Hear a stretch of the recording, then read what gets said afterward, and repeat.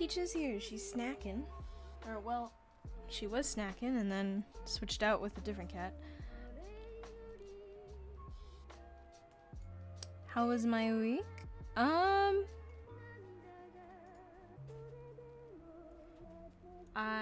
It was pretty stressful. I think I had to think about that for a second. Yeah, it was a little stressful. Because of housing stuff. But things are better now. We got it. We're good now.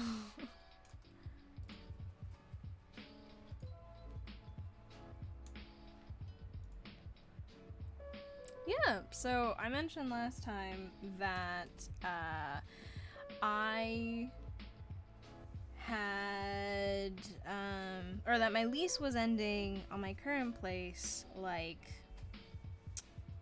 end of July. So I mentioned I was like looking for places, right? And it just so happened that on like Tuesday we signed the lease for a place that we really wanted. So yeah, it is now official. I am going to have a place. Move-in date's on the 20th, but we don't know if we're actually gonna like move in that day because I still got some stuff to do that week. But yeah, so I won't be homeless at the end of this month. That's like instantly made my month better. We signed on Tuesday. My birthday was Wednesday. Like this week was pretty nuts. And it was pretty insanely fast too. Like we sent them the kind of like request to apply because they didn't do like online application through Zillow. So we sent them the request to apply like Friday, maybe Thursday. And we visited that kind of area because we were looking at other places in the same like kind of city. We were looking at other places in the city and they said, oh, you can come by and tour it. And we're like, oh, great, awesome. We didn't plan to do it, but we really like this place. Or at the time we didn't know, but we were like, okay, that'd be awesome if we could go and visit because it's like about like an hour away from where I currently live, so like going up there is not easy. So we were like, okay, cool, awesome, that's great. So we went and toured it and we loved it, which sucked because we were like, oh god, if we like don't get this place, we're gonna be so sad because we know that the other places that we were looking at were not as nice as this one. So as soon as we saw it on Saturday, we sent in a request to like continue the process to apply. They gave us the like application and stuff like that. Saturday night, we finished and sent over the application Sunday morning.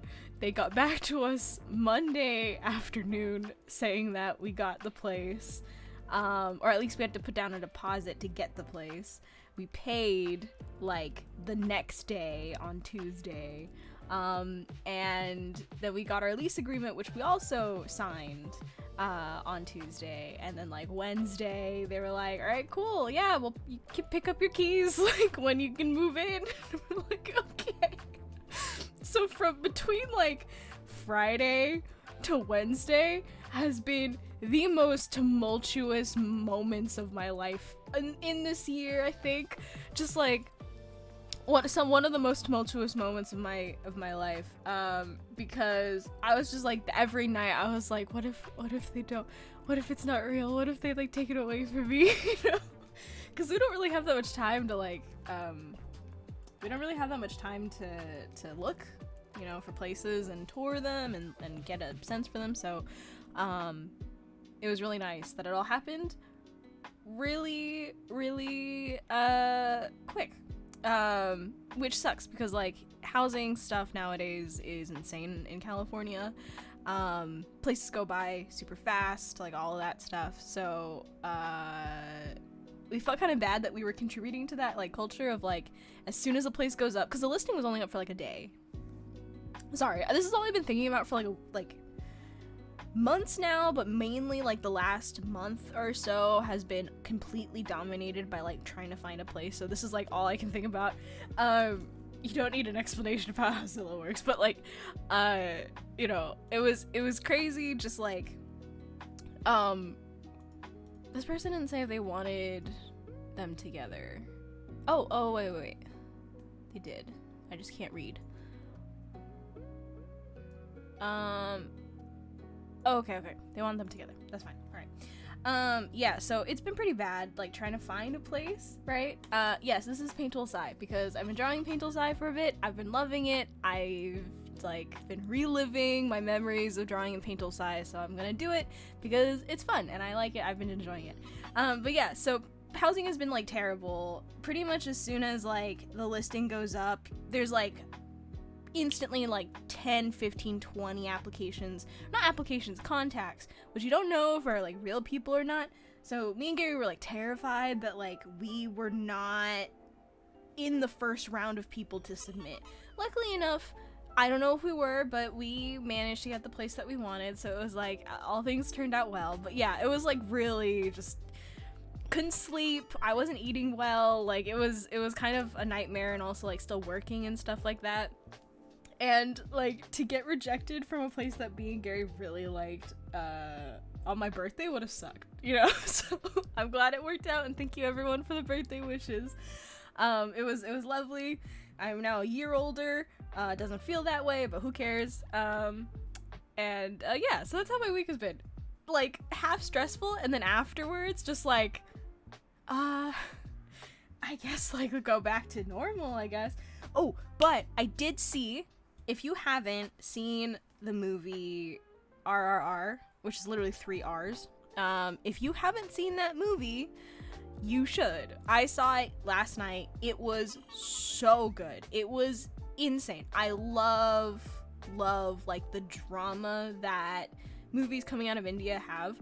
I've only really seen one other Bollywood movie, but this was not a Bollywood movie.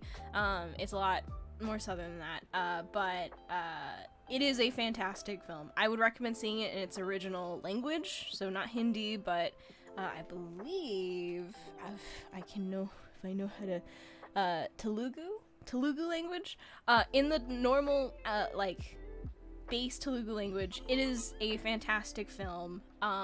You can only really describe it as a love story. People will say it's an action film.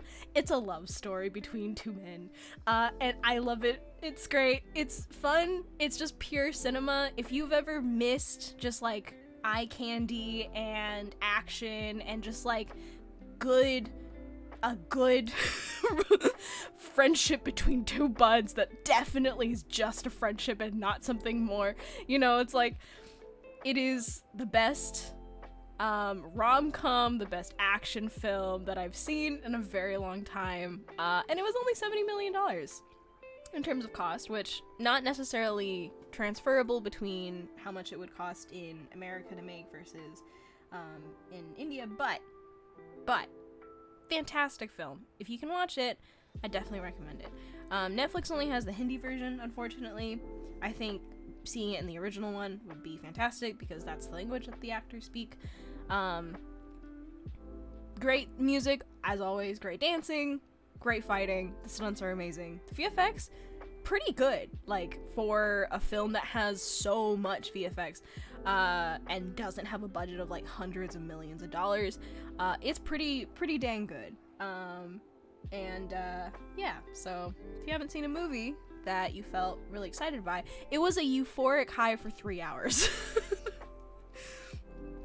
RRR, the 3 R's, which I think in Hindi means rise, revolt, or rise, what was it? There are three words for it. Hold on. Rise, roar, revolt in the Hindi meaning, and rage, war, blood in the original Telugu meaning. It is great. It's just a fun time. Like, it's not, like, super emotionally complicated or deep, which I think a lot of modern films try to do, and they want to be kind of like emotionally mature in a way, so they have all these kind of morally gray characters. They try to have like a bigger story.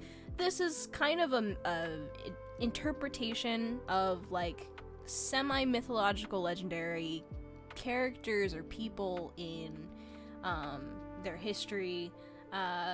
Focuses on kind of like the sort of revolutionary movements against the British Empire in India. It's just fantastic. It's beautiful. The costumes are great. The costumes are fantastic. It is comically bombastic and also very sad. I cried. But then it makes you happy again. So, you know, it's just a good time. It's just a good time. And now I'll actually draw because that is what I am here to do.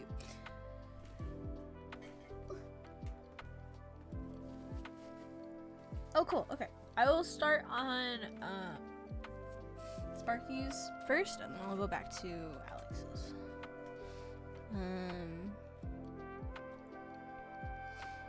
Let's see.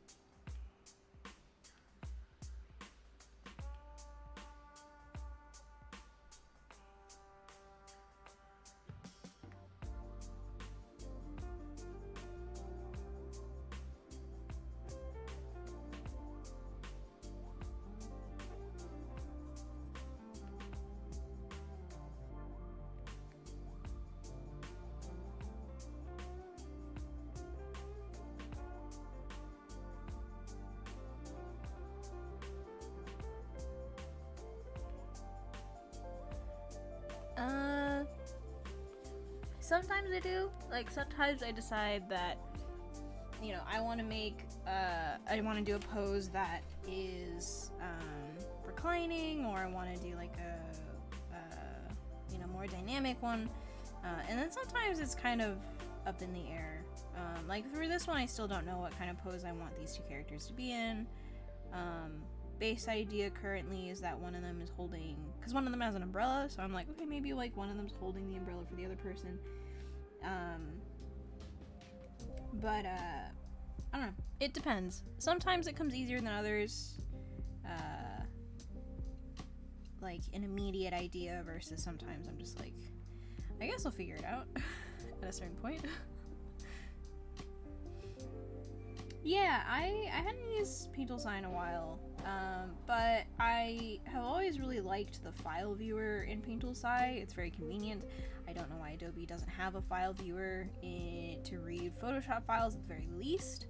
It is a crime it should be a felony that they don't have that for Photoshop files. So there was a time when I kind of just used Paint Tool Aside to look at Photoshop files without actually opening them, because there's nothing I hate more than opening 15 Photoshop files to realize that it's not the one I want. So I used to use it just for the file viewer, but then I was like, I actually really enjoy Paint Tool Aside. You know, it's cheap, it's made by a single guy, I think, still. So I'm always happy to support him, because, you know, he is just some guy that has been supporting this program for, like, as long as I've been alive. And it's pretty crazy. It's the first program I ever used, so I have a lot of nostalgia for it.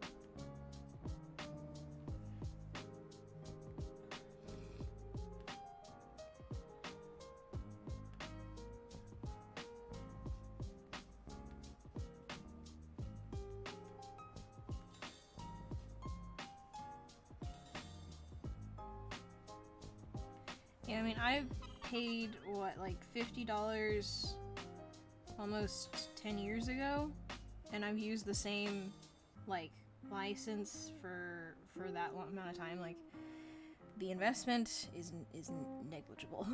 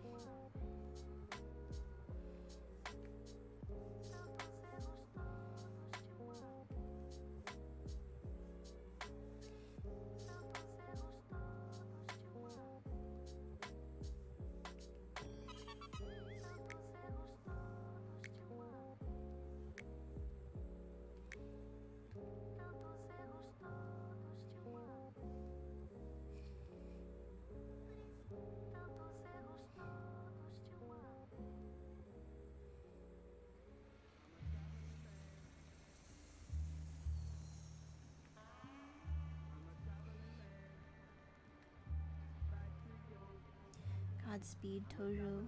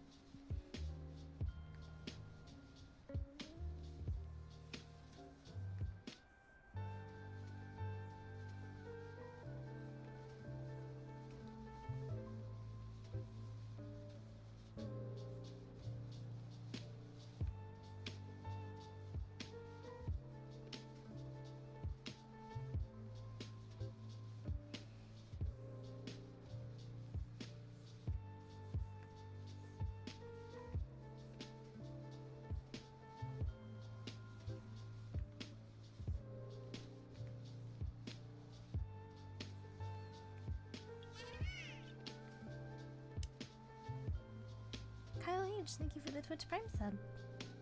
Hi, Spina.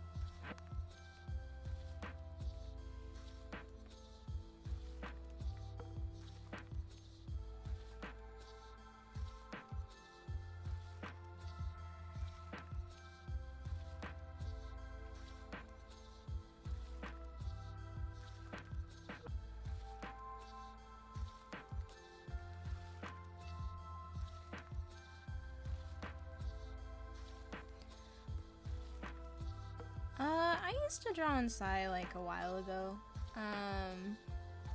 That is a perfect corgi butt. I used to work on Psy a long time ago. So if you ever watched me back in like,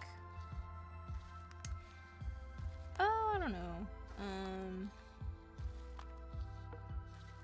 closer to like 2013, 2014, you would have seen me use Psy a little bit, but I hadn't really thought to use it on stream because I didn't really draw on it as much. I explained that earlier that I usually only use it for the file viewer because it's nice that it can read or view, I guess, any kind of any of its like accepted files, so I could preview like a Photoshop file without actually having to open it, which Photoshop does not do. So I used it a lot for that, and then like earlier this week I was kind of curious about trying Psy again, and then I discovered that I really love how Psy is made. I love like how some of the brushes feel. It's still not like a program I think I'd like to paint in for work, but for sketching and for light stuff, like the new piece I uploaded on all my social media was made in Psy. I think it's pretty fun. I've caught the bug, so I'm gonna keep using it until I get tired of it and I go back to Photoshop, because I will.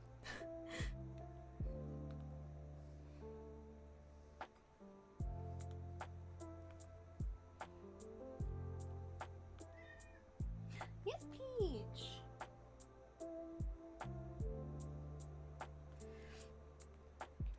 I got Peach an automatic feeder because at some point I'm gonna have to go on a trip in August, which, okay, yeah, by the way, I'm not gonna be able to stream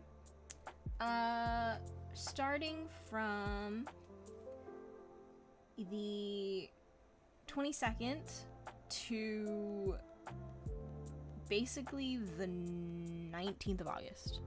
So the 22nd of July to 19th of August I won't be able to stream, because these next basically 4 Fridays I'm going to be either moving or traveling. So this is gonna be the last stream for a little bit, which kind of sucks, but I'm basically gonna be non-stop, like, moving around, moving shit. I don't even know when we're gonna be able to have, like, internet in the new place. Hopefully the new place will have everything set up, because I do need to work. But I'll be visiting family for my mom's birthday in August. I'll also be gone on the 5th. 22nd and 29th are gonna be all moving stuff.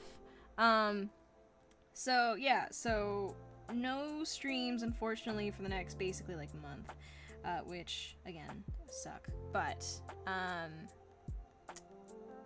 you know, once that is all over and I have like new things, hopefully my internet is good and I can actually stream. That's another thing. If the internet is terrible, which we can't have it be terrible because me and Gary both kind of work from home a little bit, I more so than him, so the internet can't be terrible, but it might be, because we're moving to a new city, a new place, and like all of this stuff is going to be new to us, so it might take a little bit of time to make sure that the internet can support streaming, among other things. I am excited to move. I'm not looking forward to the act of moving, but I'm excited to move into this new place because I really like it. I'm really hoping it's like what I think it's gonna be like, what the experience is gonna be like, because you know, we toured the place and we really liked how it looked and we liked the vibe of the area that was in, and so that kind of is how we're seeing it, but we don't know what it's like to live there, you know? So I'm hoping it turns out to be not too far off from what I think it will be like, because if that's the case, it'll be great. I'm gonna be pretty excited to live there. How far away am I moving? I'm moving about an hour away from where I currently live. I'm moving closer up north from SoCal. So it'll be, you know, a little bit of a change. It'll be a lot harder to visit things down here that I've been used to, that I've grown up with, but I'm excited. Yeah.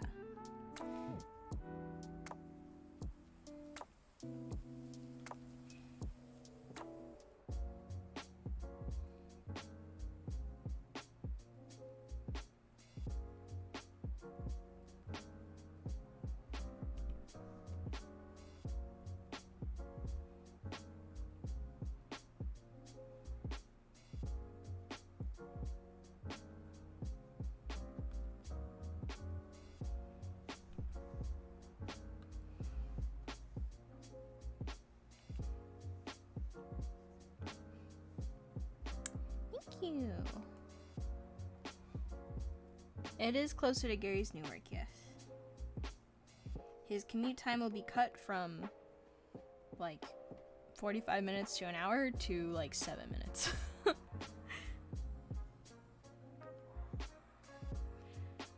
Different program this time, yes. Trying to shake things up a little bit.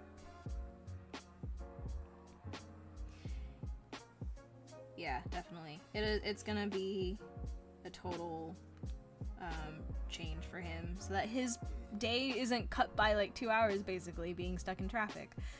So yeah, it was definitely necessary, and even though like I think if you asked me a couple years ago would I have wanted to move to this place, I wouldn't have. I would have said like, no, I don't want to live anywhere close to like this region, which is mostly city. I'm very used to suburbia. I grew up in suburbia, so like moving into the city to me like a couple years ago or even like a couple months ago I would have been like absolutely not. But like the place we picked is sort of not totally in the center of everything. It's not totally in downtown, but it's close enough that we're not totally in the middle of nowhere. Like it's kind of that little soft balance of the two, so I'm actually more excited than I thought I was going to be to move to this place, and it's close to his work, and it's close to a bunch of things, so that like, since I don't drive, which I will have to drive soon, I'll have to I need to do that. But I can walk to places and not be totally stranded. Like I can walk to a grocery store or like a Target or something, and it's not like totally crazy 30 plus minutes to get there. And that's great. That's nice. I'm looking forward to that. I'm looking forward to be able to like walk to places and get things and not have to like wait for Gary to come around and have like time to get like just the smallest thing, like, oh, I need like a cucumber for this like dish that I wanted to make, or oh, we need to quickly like, grab detergent or something like that. I can just like walk 10ish minutes and it's fine, which is something I severely lacked in the place I currently live in, because just to get to a place that has shops and stuff is at least a 30-minute walk, and then it's plus like however many, not even 30 minutes, I lied, it's like 50-minute walk, and then to get to a place that has like grocery stores and whatnot is an additional like 10-20 minutes. So yeah. Hi Orbit, with you Psy version 1 or 2 is better. Honestly, I think Psy 2 is I mean, it's still in beta obviously, but I think it has some things that I think is good for it. Like it has, you know, basic I think it's like perspective stuff, which I haven't really used. I think the features that have sort of changed, like I think they have like a totally different way of doing layer modes. They have filters now, which is cool. I mean, it's mainly just like blur and color adjustments, but it's okay. Rulers are great. I think that's an excellent addition to Psy. And just in general, I think it's a little bit updated. So Psy 2 is what I've been using, and it's been pretty good, right? Is it like 100% better than Psy 1? I'm not sure. And granted, I haven't used Psy 1 in a while, so for me, I think my memory of it is a little dated. But I was really excited to see that Psy 2 is being produced, and I look forward to it possibly coming out of beta someday. I think that will be very fun. But so far, I'm enjoying using Psy 2.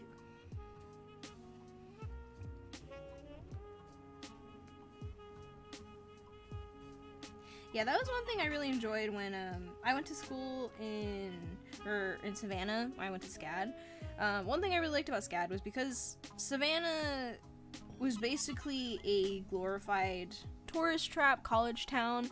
SCAD basically owned the maximum limit it could legally own without owning more of the city than the city itself, right? Like, SCAD was really good about staying just one step behind legally about owning as many properties as the government itself did within the city. So, being a SCAD student meant that you had a lot of really easy transportation to get everywhere that was important or necessary in like the school system or even in the city. Like you could go to they had buses out to Atlanta sometimes. Like they had buses that would go all across the city to all of the different buildings, and so you can easily take a bus and just straight walk through parks that were really lovely,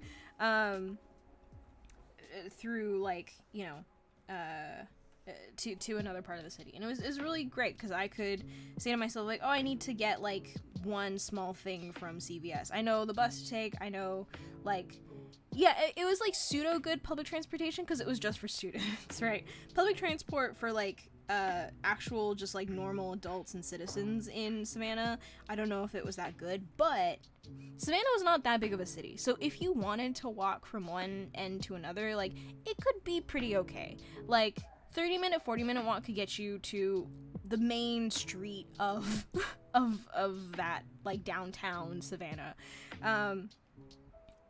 You were eating good as a SCAD student, that's for sure though, because you got buses everywhere.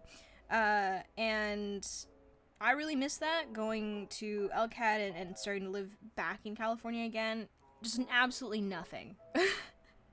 No, nothing of the sort.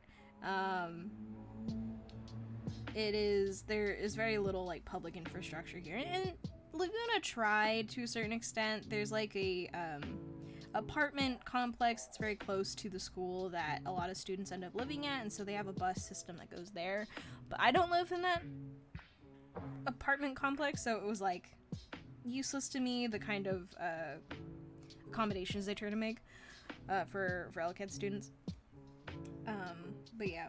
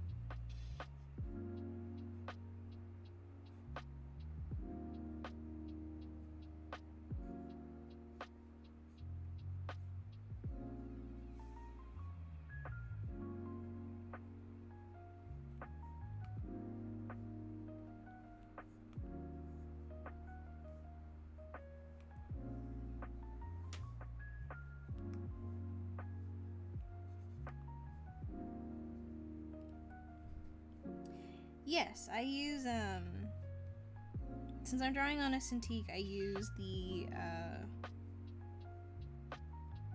remote that they give you. But when I had, like, an Intuos, I would always use the buttons on the side of the tablet. Which apparently is not a very popular thing to do. A lot of people just use keyboard shortcuts. I preferred having my hand on my tablet, so the buttons were very convenient for me.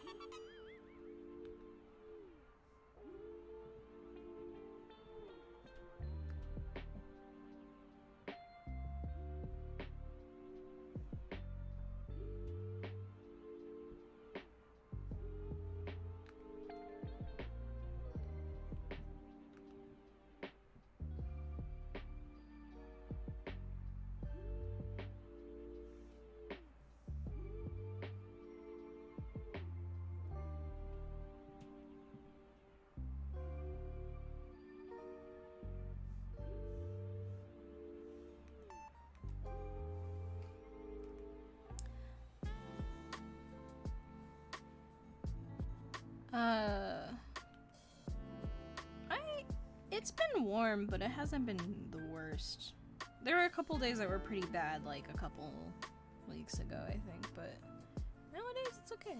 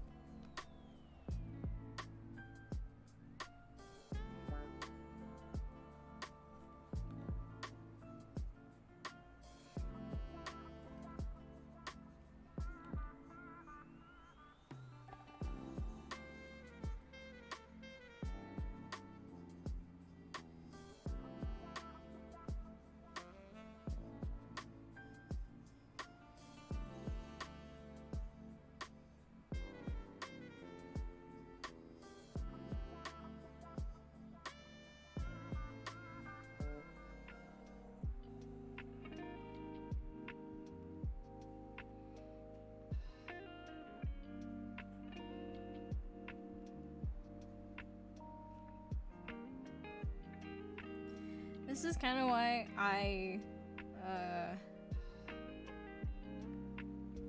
really like staying in California. It's because I don't know. I feel like the weather here is temperate enough most days that I can like get by, even though I don't have like stuff like AC or anything. Like winters are not that cold, summers are not that hot.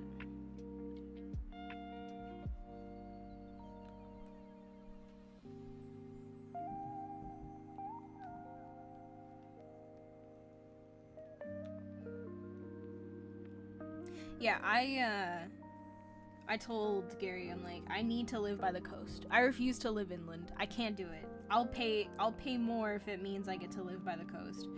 Cause I need like breeze or else I literally feel like I'm suffocating.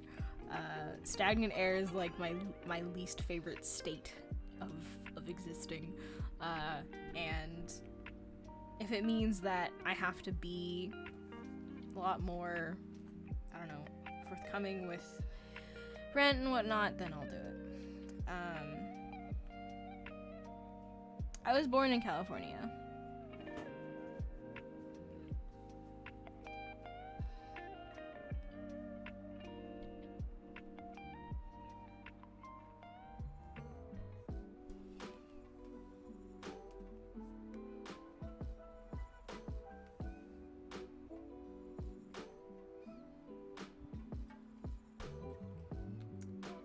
Yeah, I think the main thing I worry about being in California is like all the fires. Because if it doesn't even have to be that hot for there to be a fire. And I live in a place where if there's a fire and I can't get out, or like a fire on the hill that I live next to, like I am trapped. Couple of close calls, but so far nothing that like is death. Close to death, I guess. But yeah, it is not my favorite state for fires.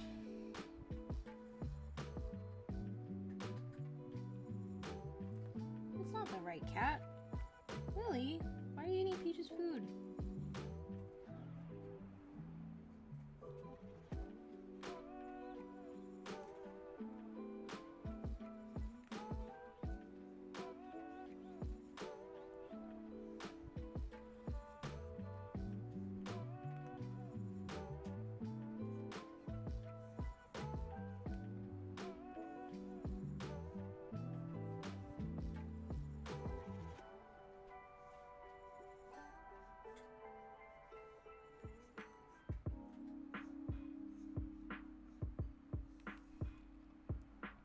Here he is.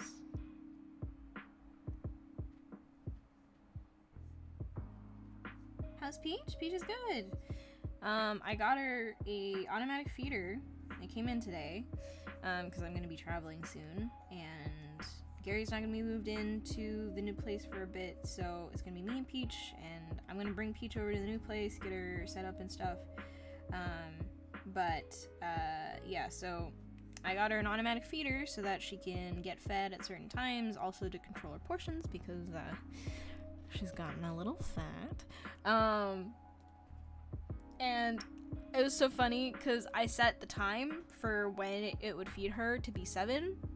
I filled the thing like a while ago and I set it to like a manual dispense manually because she already had food in her bowl from before. So it was set up to be at 7, and she didn't start eating from the bowl until like 6:58.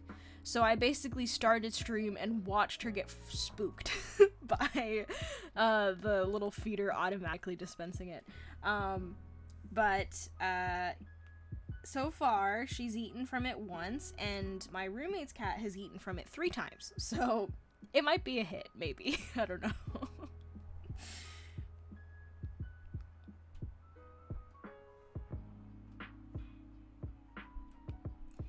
Peach honestly like is not used to eating on a schedule. She's just used to eating like whatever however much I put into the bowl, which is usually not that much. So I'm gonna see how she reacts to it.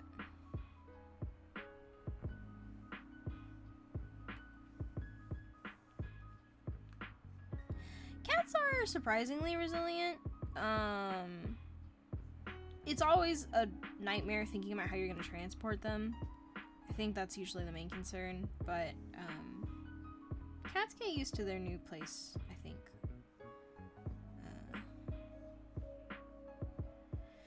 I'm already not looking forward to the hour drive to take Peach up to the new place. Cause she's like okay in vet offices, right? Like if I take her to the vet, she's quiet, completely stunned. But if I were to take her if I brought her into the car, she's like crying, she's pooping, she's peeing, like, you know. Hey Cherry. Aw, older cats, yeah, that's a nightmare. I will never forget when my mom and dad moved from California to North Carolina, and they brought my old cat, Tommy, bless his heart. He was, at that point, like, pretty sure, like, 11 years old, 12 years old, and they were staying in, like, motels and stuff that not all of them allowed pets, so my mom had to sneak him in, and there was one time they were staying at a motel, and they left to get food, and they came back, and Tommy had peed all over the bed. Which was so terrible. He had peed all over the bed. And if you've never smelled cat pee, like, you know it's cat pee. Cat urine smells different. It hits different.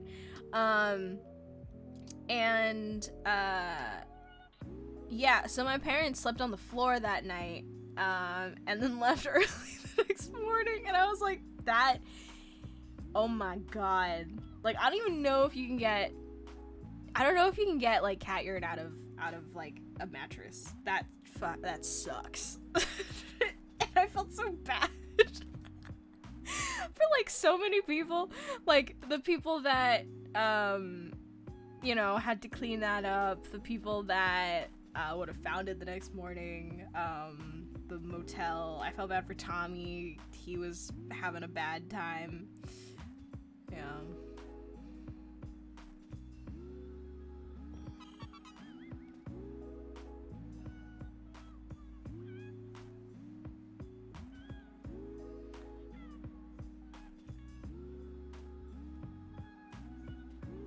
Tommy was one of those cats where, like, you can't close the door on him. Like, if you did, he'd spend the rest of his time making sure that you knew that he was in there. He could be the loudest, most annoying cat, ever. Yeah, so it's on a website called Systemax JP, or Systemax. I forget what the website looked old, for sure, but it's a safe website. If it says Systemax on it and it looks dated, that's because it is. I don't think the website has been updated since, like, 1998. But the links on there are all safe. Very clean. I've downloaded Psy from that many times over the years. Just make sure you get it from a site that is named Systemax, because that is the official website for it.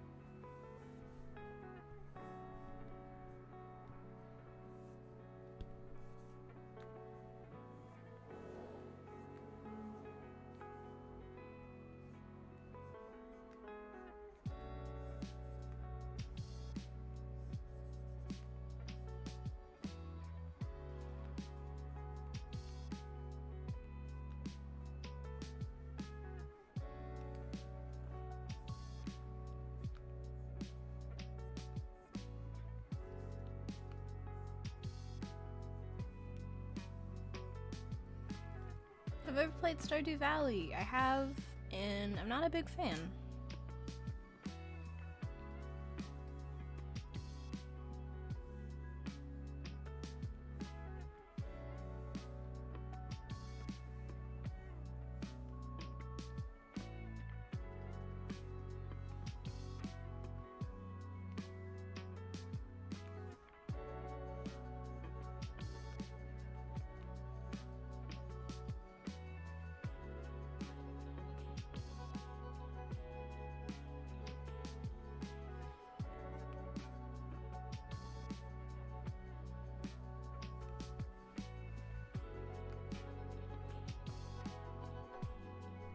So I've heard.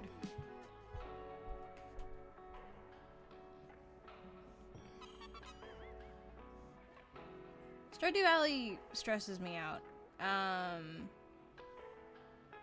A lot. It is not a very relaxing game for me. I don't particularly know why, but every time I play it, I get this, like, I get in a state of just, like, I don't know. I have to, oh god, there's only, like, so many, like, days in a month where I have to, like, plant these things, and, like, I've got people to talk to and, like, relationships to build. I don't want to fucking marry any of them. Like, if they could just leave me alone, that'd be great. If I could just, like, build my, like, farm and stuff, but I don't want to, like, miss out on things. And, like, oh my god, like, this thing that I have to, like, what is it, the community center where I have to put in items and stuff, like, has items that I have to, you know, plan to have on my farm, or pick up or something like that, and like, I run out of energy so fast, and food costs money, but I also want to build a chicken coop, and the chicken coops are expensive, and it's like, oh, I need more wood. Well, how am I gonna get wood? Oh, I gotta chop it. Like, it, you know, it builds, right? And it, to the point where, like, my brain is just like, I'm just gonna go back to drawing. Drawing is less emotional labor than this game. Which is so not true. But my brain knows how to draw. Or do other things, right? Then, I don't know, some reason Stardew Valley unlocks, like, a piece of my brain where I'm just like, if I don't do this the right way the first time, then it's like, you know, I get unduly stressed about it, which is not, like, it's not a commentary on the game itself. I think the game itself is probably, like, you know, it's some of people's favorite game, and I'm never gonna, like, bash on that. I think it makes total sense that it's people's favorite game. For some reason, it creates, like, a gremlin out of me. And I think I'm better off not playing farming sims.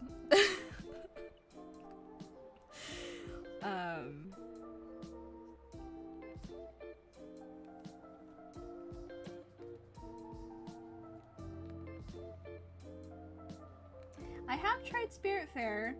I did not get, like, I got decently far, I think. Probably not, like, really halfway, but I liked it for the most part. I will say something that kind of bugged me a little bit, which is not really fair, because, like, it's not easy to ascertain the pixel density of 2D assets versus vector assets or 3D assets. But it made me a little sad that things were always constantly pixelated. The animation was always cute, the characters were very cute. It always stressed me out when they needed food, because I did not cook very often, so I just made them a shit ton of popcorn. Platforming was also kind of fun, but then it stressed me out because I was like, oh no, what if I missed something? I get easily stressed out in games. I think is the running theme. Games easily stress me out because I'm not used to things like, I'm not used to doing things that require, like, a ton of, or I guess I'm just not used to, like, challenge stuff. I didn't used to play games when I was younger, so for me, drawing was always very, like, contemplative and very quiet, and, like, failure was failure, but it wasn't in the same way of a game. So when I started playing games, like, failure was, like, kind of scary. And that's why whenever I play, like, a game like Persona, I will look up the answers to the test questions because I refuse to allow my version of Joker fail in school. Because I'm gonna take care of him. He's gonna be a charming, responsible adult. He went to his part-time job every night. Like, I know you were supposed to, like, go hang out with your friends and shit, but I made him go to his part-time job. So by the end of the game, I had, like, close to, like, 50K. He was intelligent. He got all the questions right. It was so totally not the way to play the game. I gave him his default name, I think, because I did not see that game as an expression of myself. But, he went to his part-time job. I had so much money. Did not need more money. I did not spend all that money either. If I could have made him invest it, I would have. Yeah. I think I called him Ren. Because I think the other one is Akira, and that did not feel like him to me. No, I gave him Ren. I thought Ren was a good name, so I kept it.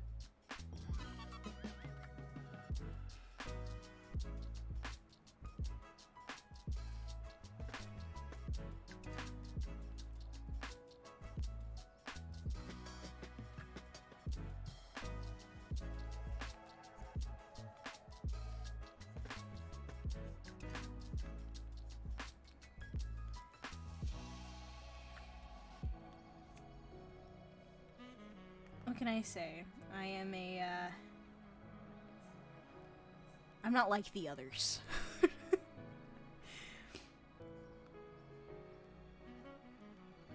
I'm built different, Tojo. What do you expect?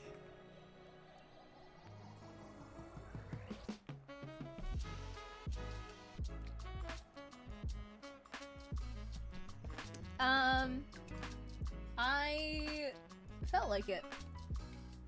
That's why. It's a nice change of pace.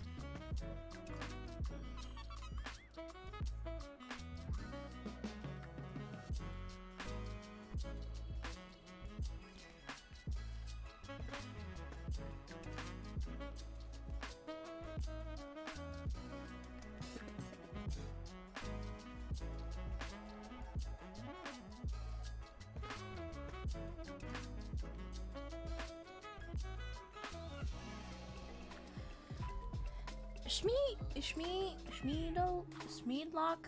I don't know how to say your name. Thank you very much. Thank you so much for the raid.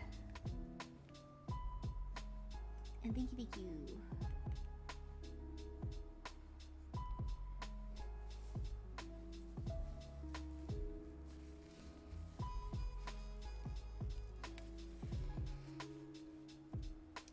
I think Ren sounds better. Change my mind.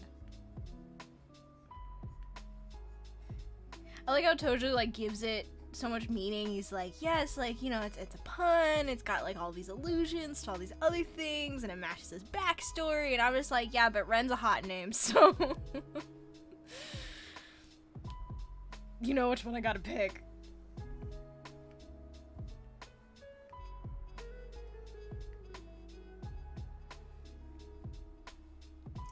Thank you for coming. Thank you. I'm so glad you can make it.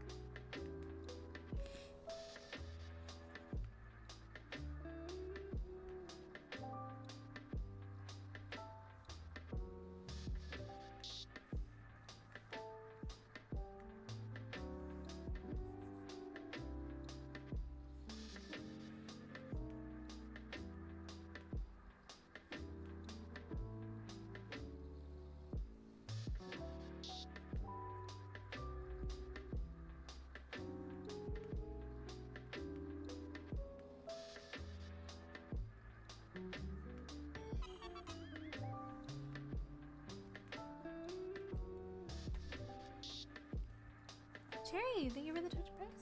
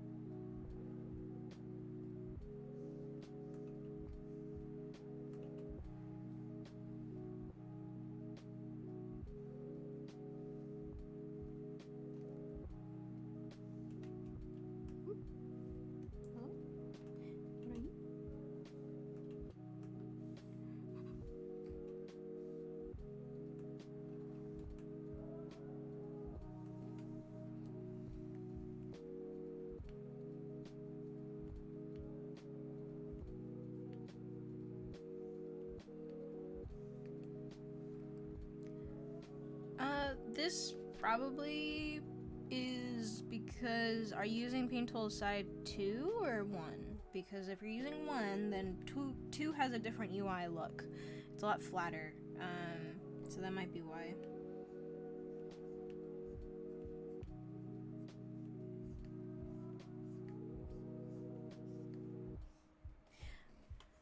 Oh, you are?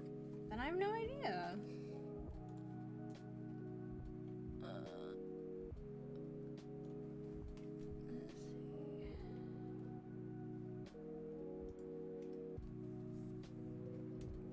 What looks cleaner?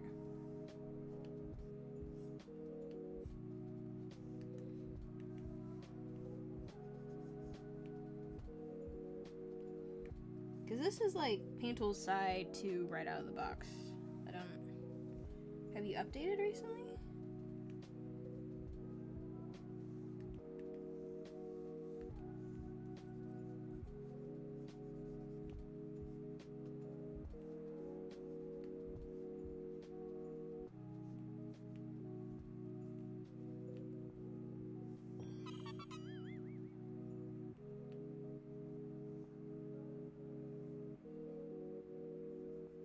Oh, it might be because I have like a larger screen than you do.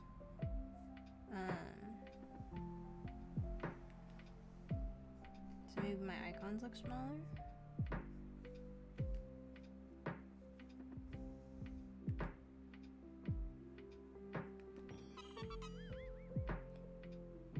Is this a Christmas song?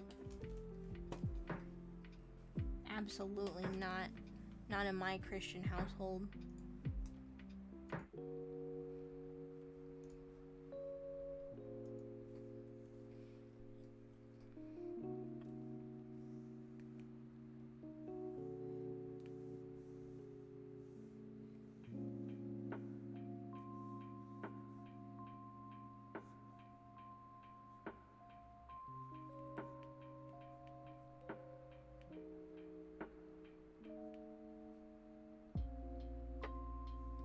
I really don't like Christmas music. I think it might come from the fact that my mom used to own like a retail store, and she'd have to play Christmas music like starting in like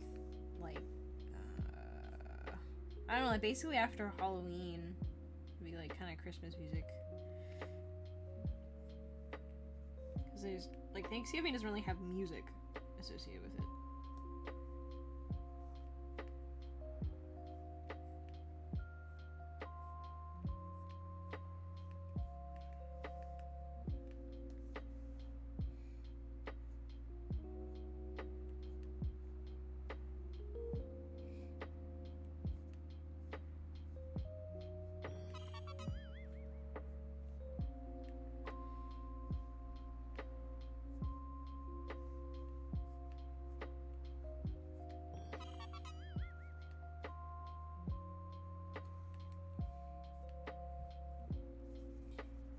Ayo, how do you draw high heel from the back? I don't know.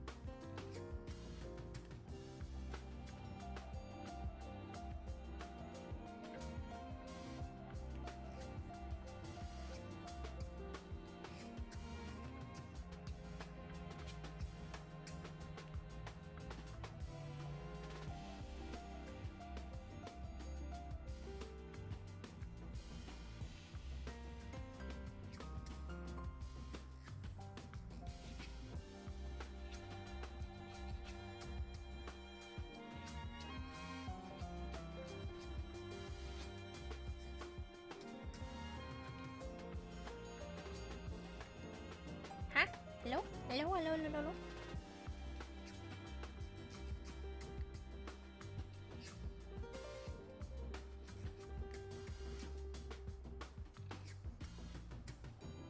Pet Peach. Miss Peach, she's here to be pet. If you want me to pet Peach, get in your pet Peaches now.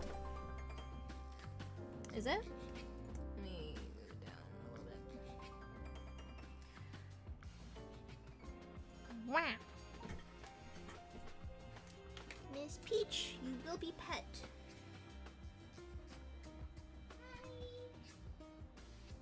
Oh, big stretchy. Give me the big stretchy. Give me those paws.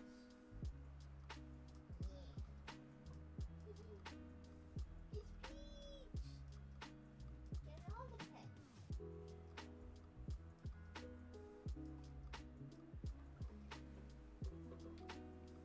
Another Peach. Another Peach pet. Woo!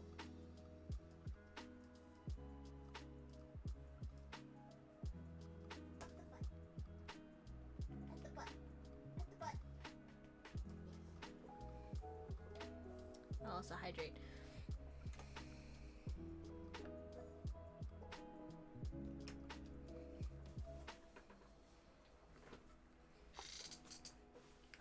Oi. What chair lower than normal? I don't know. Oh, yeah, Tojo. With data center travel happening now, would you want to do a Palace of the Dead to floor 200 with me, Cole, and another friend?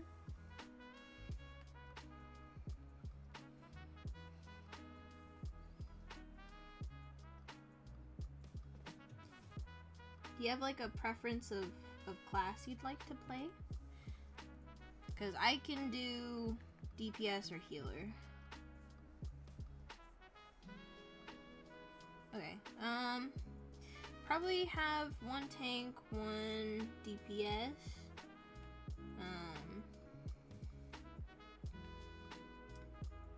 I think are what the other two will pick.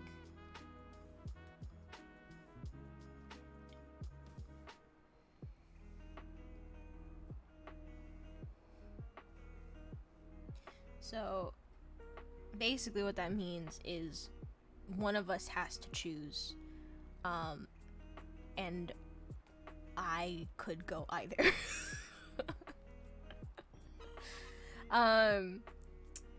When do we want to do it? We would probably have to do it over a couple days, like on a weekend. It would probably be like on a Sunday or something, since Saturdays I'm usually busy.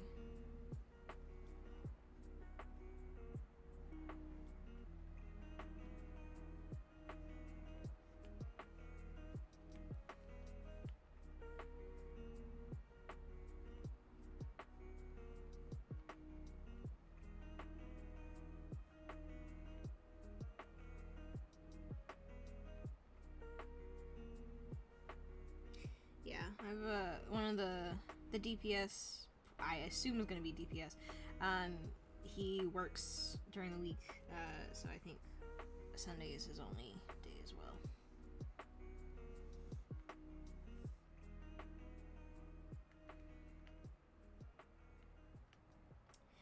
But we have no like set date, I guess. For me, it'll probably have to be sometime in August, because I will be making, unless like I get all my internet stuff figured out beforehand. Like if I can get everything set up last week of July, like I might be able to do it then. But most likely it'll be in August. I think DPS and healer, well, actually it might be tank and healer, because I know that Cole has been doing ninja for DSR, so he hasn't really done tank. But he can tank, he just hasn't played Gunbreaker in a bit, so if you wanted a tank, then I could go healer. Not that like doing the 4 roles necessarily matters for like Palace, but I figured having a healer at least and a tank at least would be like nice for the higher level stuff. I have Astro at 90, and I've been playing it a lot recently. It's been like the class that I've played the most in the past couple months, so I'm relatively comfy with healer.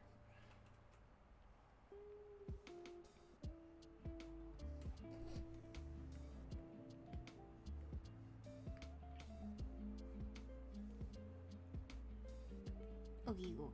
I'll let them know that you are down, and we can like plan like a day that we can do that. It might even be as soon as this Sunday, because this is, I think, the last Sunday I have free. But I'll let them know, and we can make like a plan for it.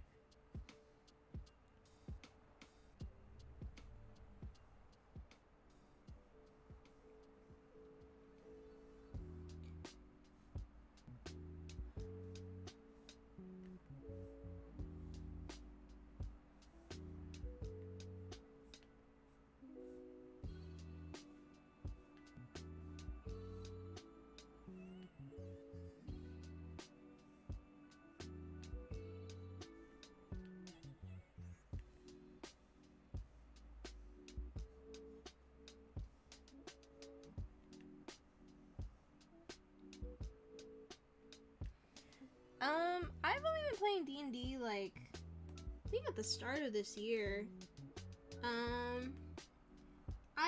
I do like the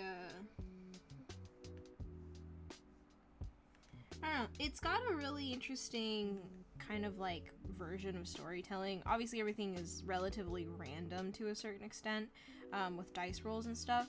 So I think it's a pretty interesting avenue of storytelling, because things that you might not have wanted to happen because, you know, you don't want your character to lose or anything like that, has to happen. And you kind of have to learn from there, like, okay, how do I problem solve for something that, like, I wasn't planning for or I didn't want to do, but now, you know, I'm in this predicament, how do I get out of it?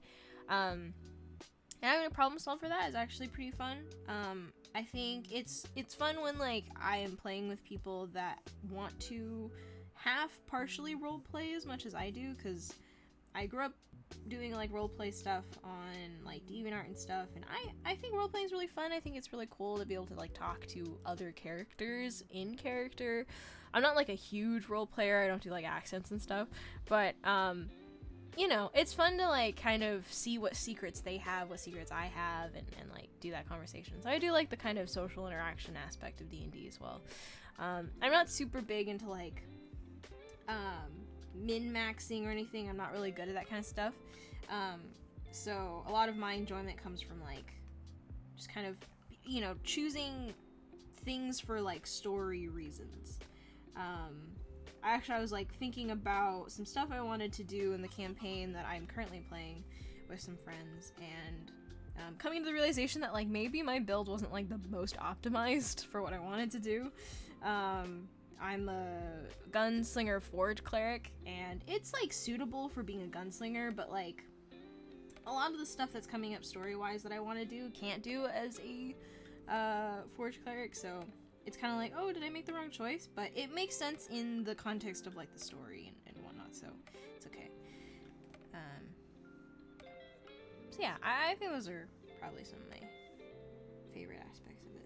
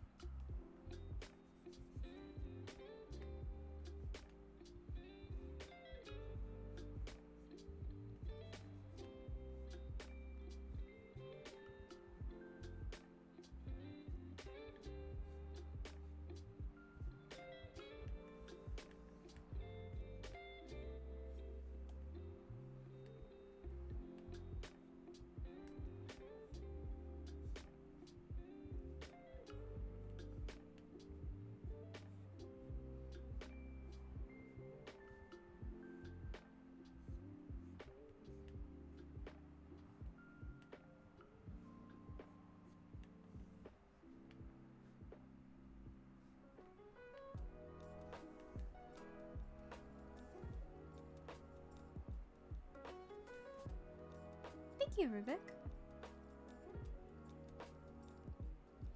Yeah, I have like an AC of like 19 right now, and I'm like level 6 overall. So it's been pretty good. It's been pretty nice.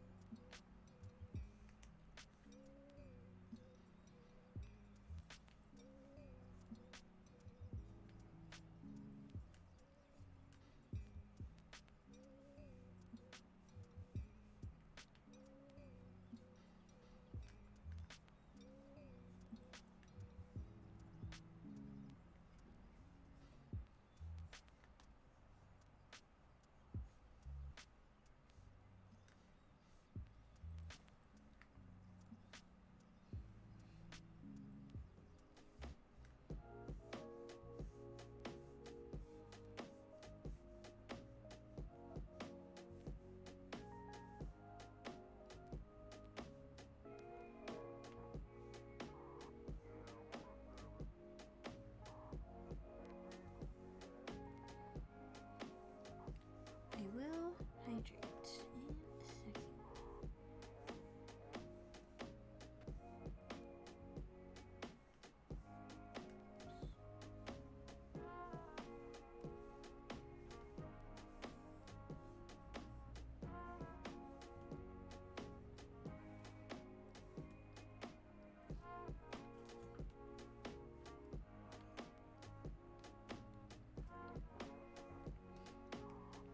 Yeah, I think my DM will probably have to do something very similar.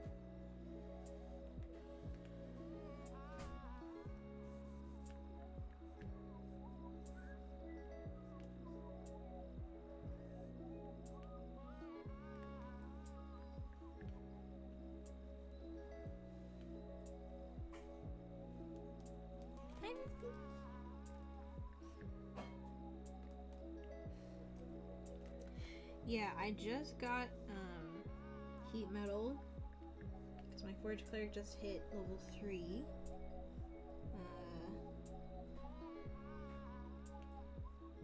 And I'm so excited to burn some people.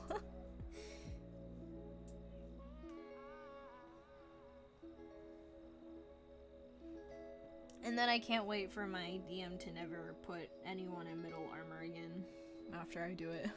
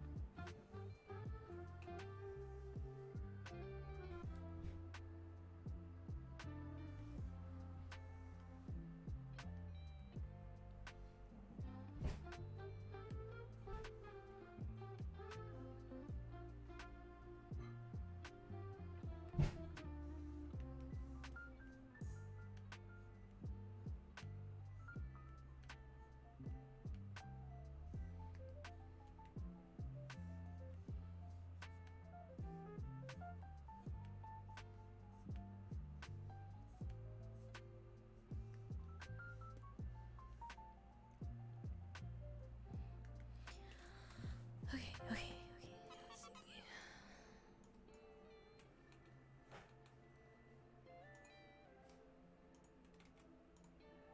Yes.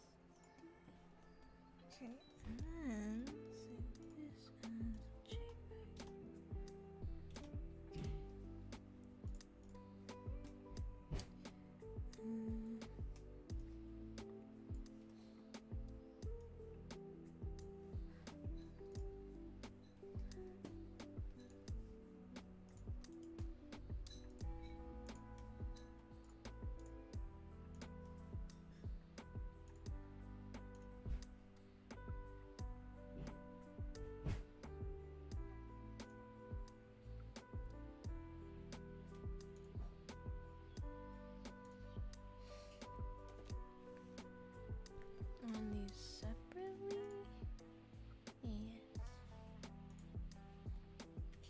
Thank you.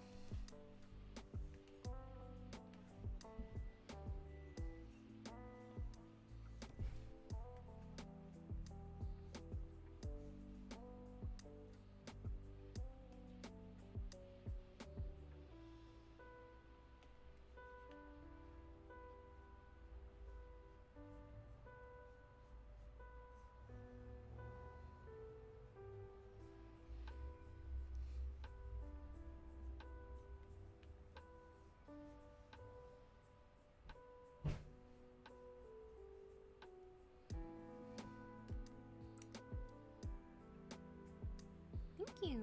Thank you, the creator.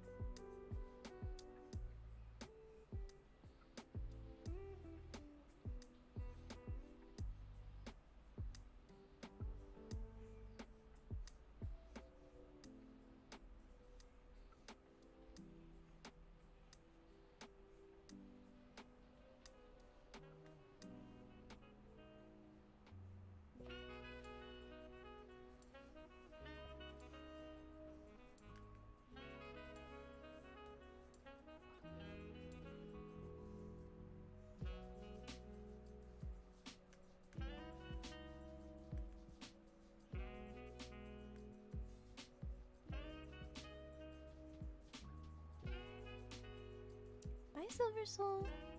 Thank you for coming.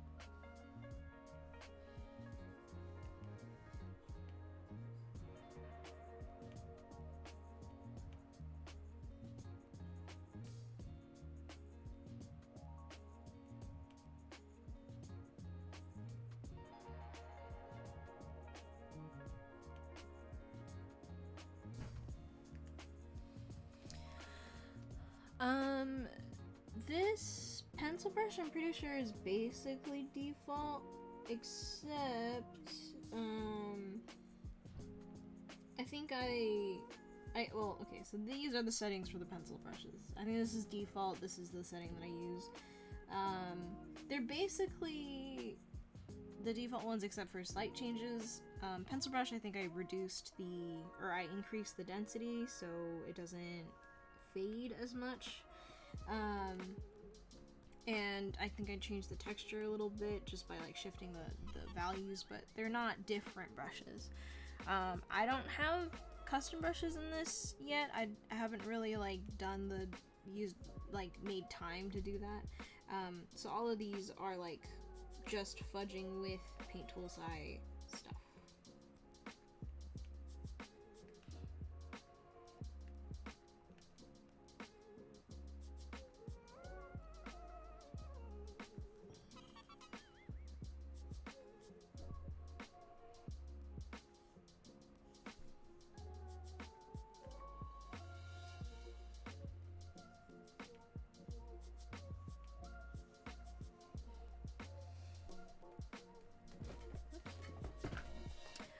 I didn't switch. This is just,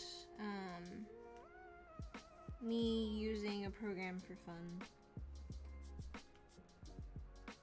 Because I like switching programs whenever I feel kind of, blocked or stuck in a different one. Every program is programmed differently. They have different code, so it feels different to draw in them. So I like using it as sort of a change of pace.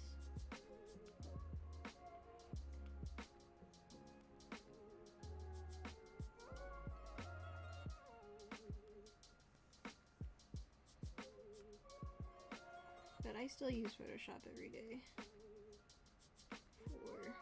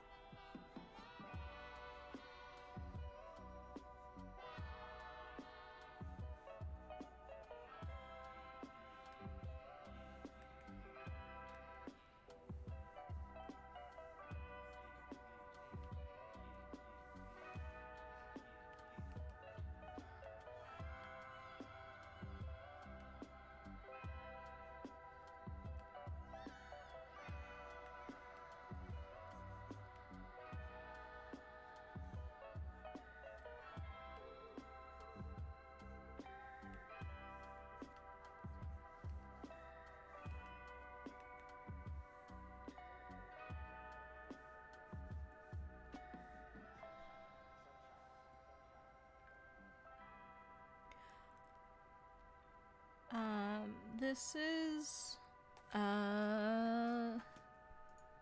Rares OC. So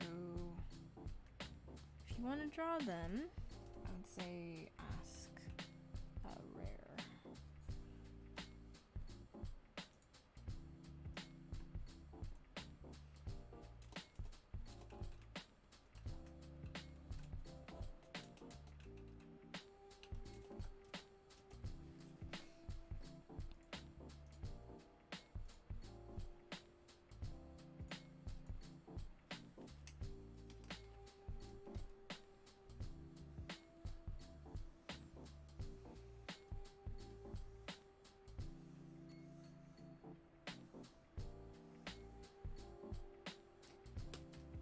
Nightblade.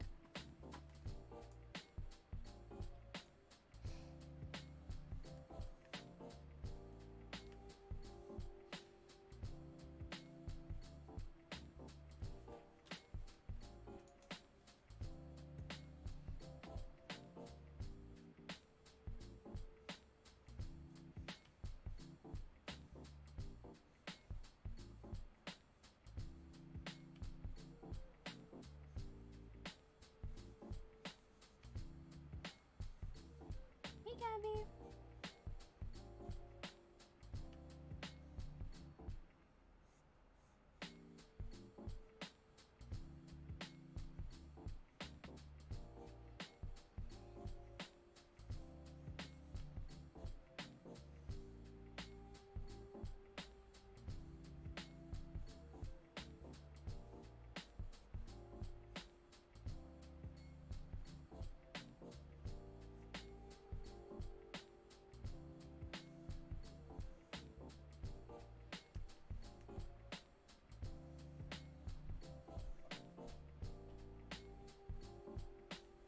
I'm doing good.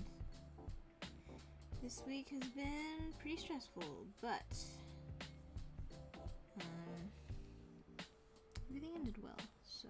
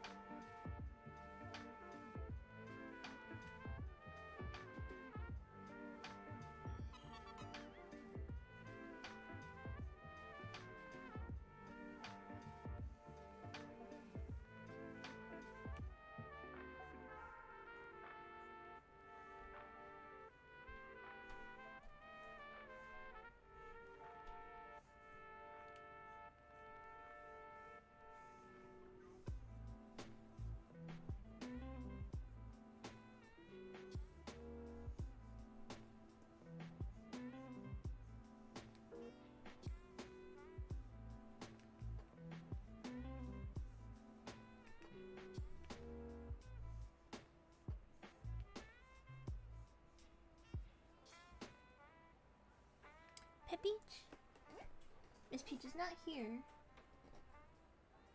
but I will pet her presently when she goes back. She's currently sitting on the floor in the living room.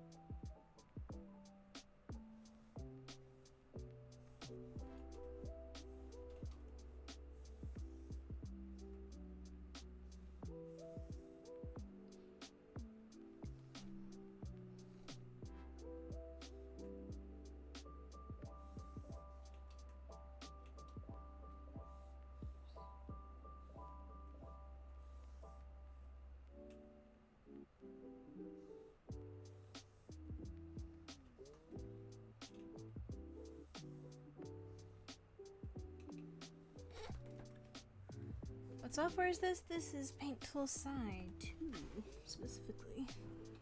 I need to raise my chair. Look.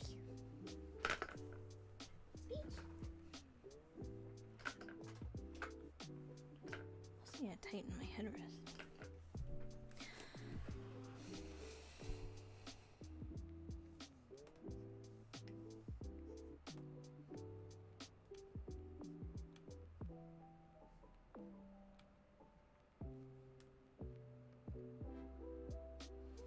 How am I feeling so far?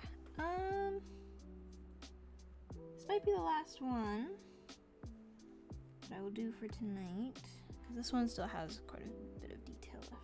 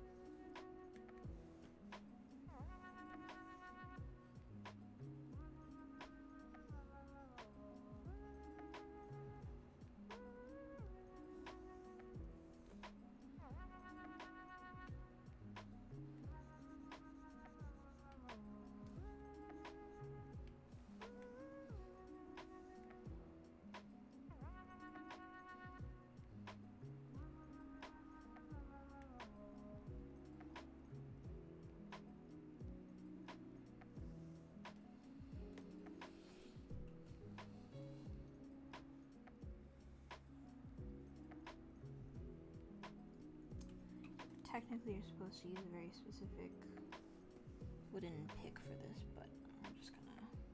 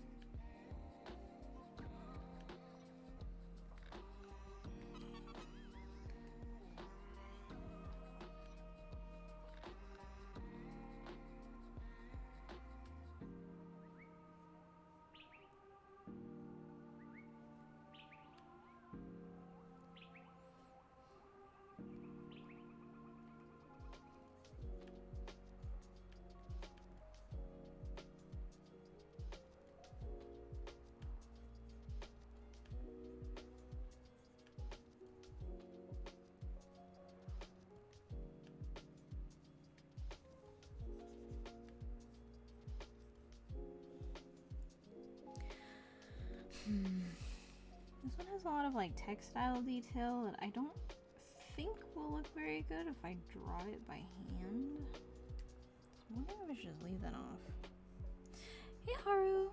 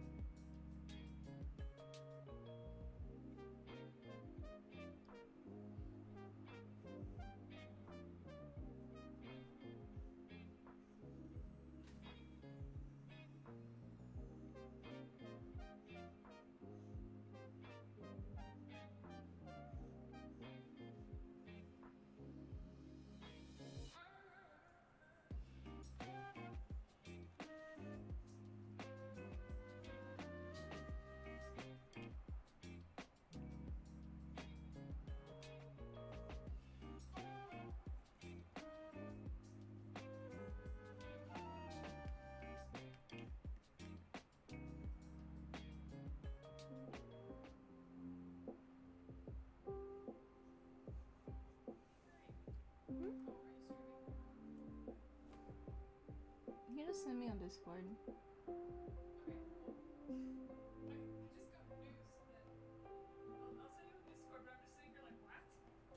Okay.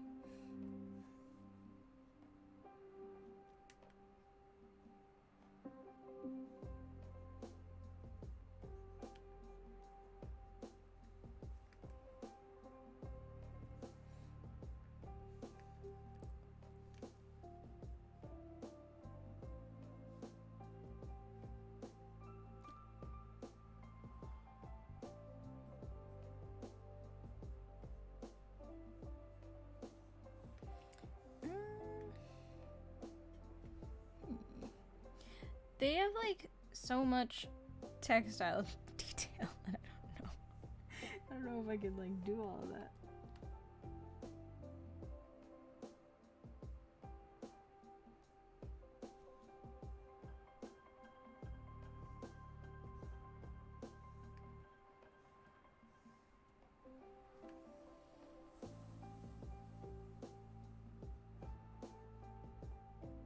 I'll do some of it though.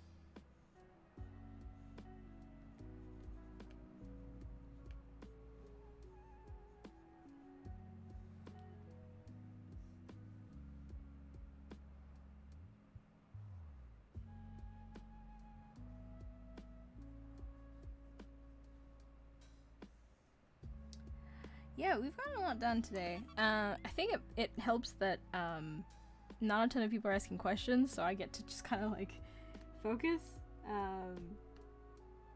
Or at least not a ton of like questions that demand like thinking and stuff, because usually when I have to start thinking, my brain slows to a halt and I have to like formulate my answers, and I tend to talk with my hands a lot, so that my hands are moving and then I'm not drawing. So I think it just so happens that today's a quiet day and not a ton of people are asking questions, so we're speeding through.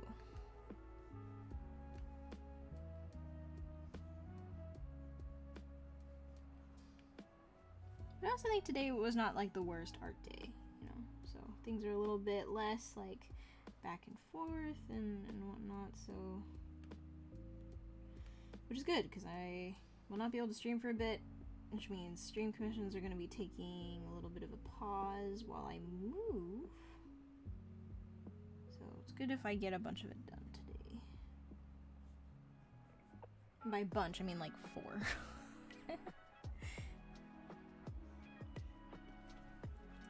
Yeah, I think sort of the vibe of the stream is much more friendly to people that just kind of like want to watch and chill and maybe ask questions, but otherwise like I don't think there's a lot of you know, super active chat all the times. Occasionally it is kind of busy and it's fun talking to people, but there's some days where it's like just more quiet and peaceful and people can come in and out whenever they want, so you know, I like it. It's easier on me, if I'm gonna be honest, because I'm not too good at coming up with topics of conversation, so if no one else is expecting me to talk or do a ton of stuff, it's easier, because then I can focus on what people come here to watch, which is me drawing. So it's a win-win, and everyone who comes by is always very kind and patient and lovely, so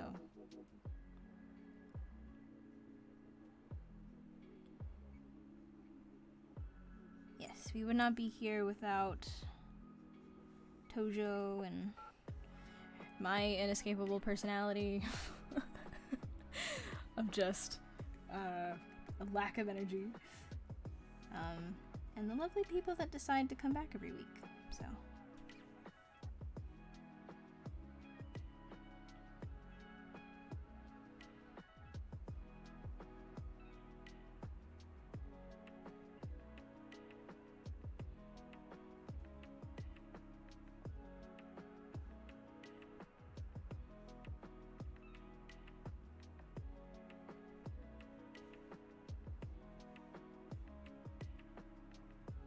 hey, Potato. Yes, pretend we're on a, you know, sketch date sort of a thing and try drawing along. I always used to like, back when I watched more live streams, I would always find an artist and that was streaming and put on their stream and just kind of draw, so it's always great hearing people doing the same thing.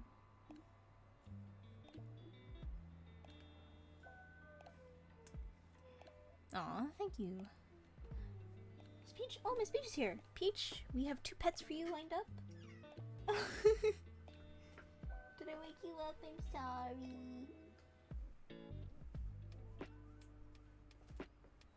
Miss Peach, got 2 pets for you.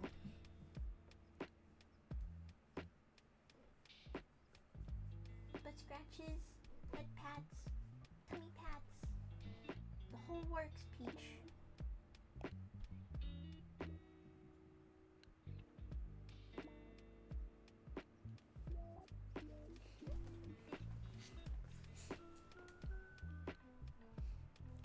She gave me a lick. I'll count that as a pet.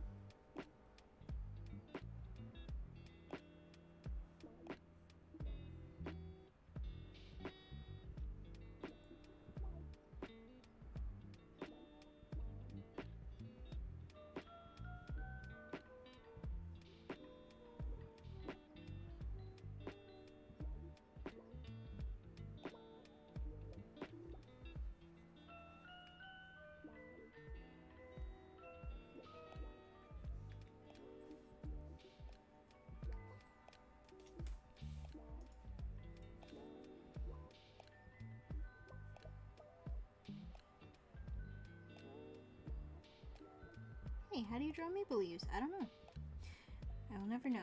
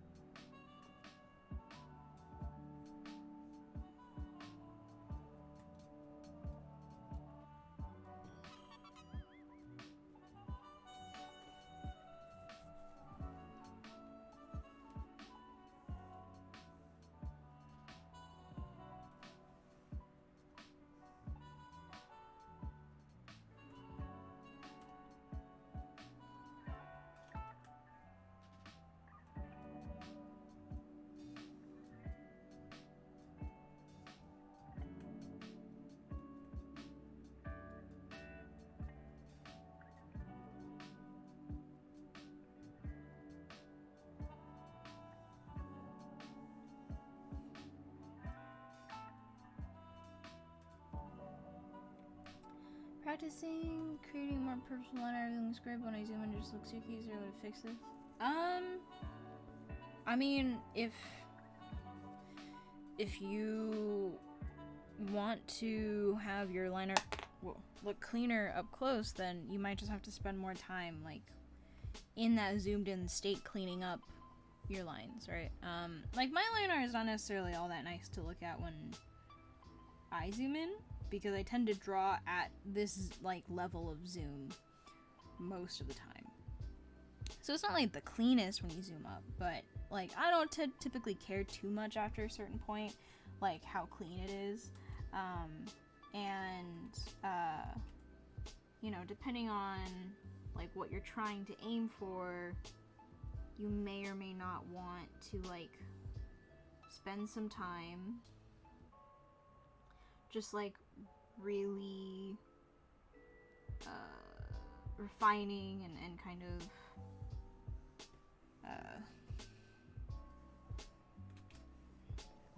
I guess, yeah, ultimately just cleaning up the work that you did.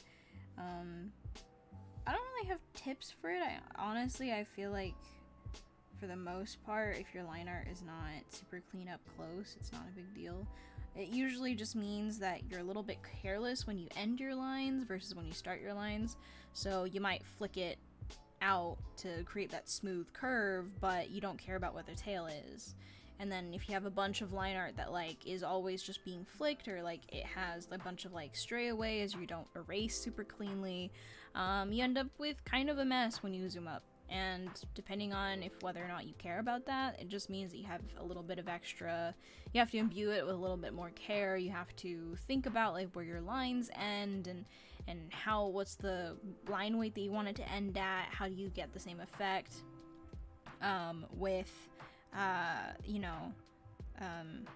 drawing and knowing exactly where it starts and ends versus drawing where you just kind of, like, you're drawing lines, but you're not necessarily worried about, like, placing them in the exact length, angle, curve, all that kind of stuff.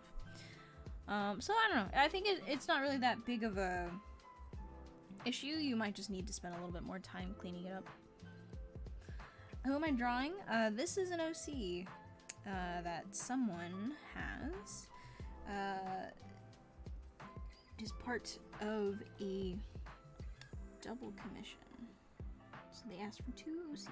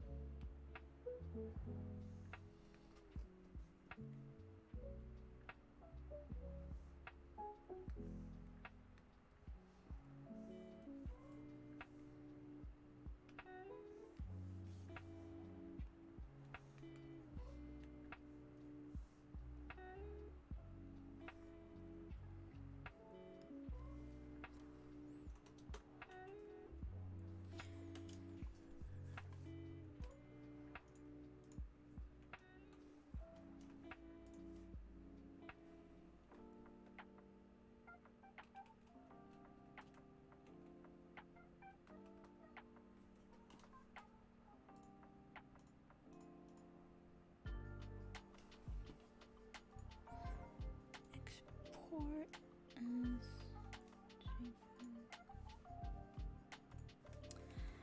what's the next one look like?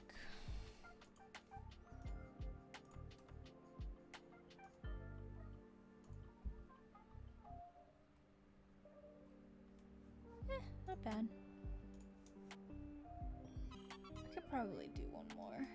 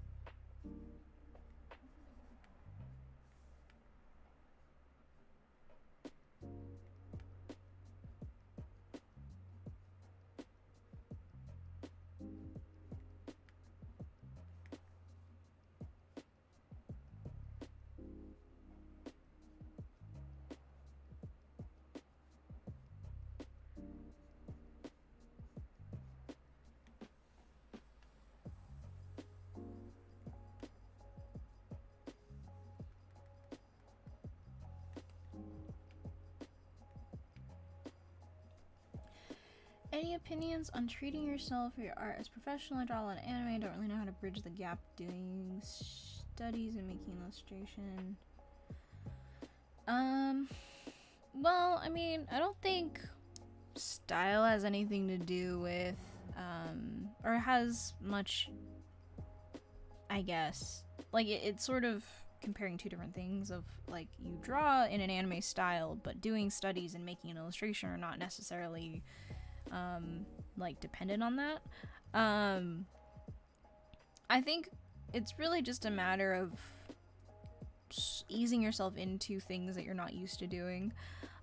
If you haven't done an illustration before, easiest way to start doing that is to, you know, get into doing full bodies, maybe drawing multiple characters in one image, starting by putting in, like, maybe just the floor, you know, drawing rocks or bricks or some kind of floor or grass, and then adding, you know, a background to it in the sense of, like, oh, maybe it's just, you know, the tree that they're leaning against or the chair that they're sitting on, and then, oh, maybe a little bit more, like, start getting comfortable with perspective and get a sense for what it means to like, plan the grid for a bigger scene, learn what it means to put something a certain distance away from the camera, or like the lens of what we're looking at the image with. How do you translate a certain distance? How do you create that depth? How do you understand that mass? That's like further and further into making an illustration. Like, studies are, you know, there's a lot of different types of studies, right? You want to really pay attention to, like, what you're trying to learn from the study. If the study is supposed to be like, oh, I want to get better at painting, then that is more about kind of looking at the sort of strokes that you're making, taking, you know, learning, like, how does light affect skin under certain conditions? What is it that makes shadows look more realistic? Even if you don't do a realistic style, it's good to learn the realistic theory behind how you do things, so that when you do them yourself, you can break the rules and it doesn't look weird or inauthentic and that, all that kind of stuff. There's also studies where it's learning to draw from observation, right? You're studying the human figure or whatnot. That would be more based on how well can you look at subtle, nuanced things, such as, you know, the various ways that muscle shows up under skin and how that changes depending on the body type and the pose. That requires a little bit more just pure observation and also a little bit of connecting the dots with stuff that you've learned elsewhere. I personally recommend learning anatomy by, like, learning the names and the functions of muscles and bones, and using that to help you when you go and do figure drawing. I think that's really helpful.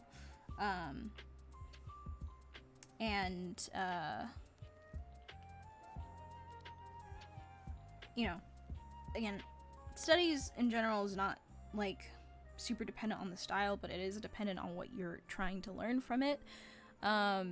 And illustrations are kind of like a different thing entirely as well. So, I guess I don't particularly know I'm not sure if I understand, like, the full context of your question, but if you're worried or kind of not sure about how to start with stuff you're not familiar doing, good place to start is not too far away from what you already feel comfortable doing, right? If you already feel comfortable drawing anime characters, then adding one extra character interacting with the other one is a step towards doing an illustration. If you're already comfortable coloring characters, then adding, like, some grass or a tree is something you can work towards doing, and that's already getting yourself closer to an illustration. Adding props, pets, other people, adding shadows, doing kind of like a basic scene of like, oh, they're sitting at a table and chairs, and there's like food on the table or something. Inching yourself closer to making an illustration. That's generally how I did it. Studies are a little bit more like, they look better and make more sense the more you do them, but they're truly just like, figure out what you want to do, what you want to learn, and look at all your available methods. Because honestly, all studies are is just you looking at a piece of more accurate reference, trying to somehow copy it, learn it, engage with it, preferably not just like replicate it entirely and then just that's it. You preferably learn why the stuff that you do is incorrect or inaccurate through looking at real actual evidence, whether or not that be photos or real people, that will help inform the next time you try and do the same thing. Studies are merely like a different way to observe something, I guess. So there's not really much to say there except studies are gonna look like terrible doo-doo for a very long time, and then at some point you start understanding like, maybe I don't have to replicate this study. This study doesn't have to replicate the photo or the model, and maybe I can actually stylize it a little bit, and as long as I learn what I want to learn, it's okay. And eventually, you know, I mean, I personally don't do studies because I don't enjoy them. If I do studies, it's usually for just the thing I'm interested in and then not much else. And I don't show them either because I don't like how they look. But what they look like isn't really important. It's what you learn from them afterward. So hopefully there's something in there that was helpful. Last week or so you mentioned it's not a bad idea to specialize as a character concept artist. I'm currently making a portfolio right now. What are some essential things I should have in my portfolio? Character concept. Have post sheets, expression sheets, have iteration passes, just showing that you're testing out different costumes, different directions, different styles or personalities, show that you know how to pose things, show that you're comfortable having a character interact with a prop. If you can do a prop, kind of like turnaround, that'd be great. Turnarounds for characters are very important. I've basically done a turnaround for every single job I've ever done as a character concept person.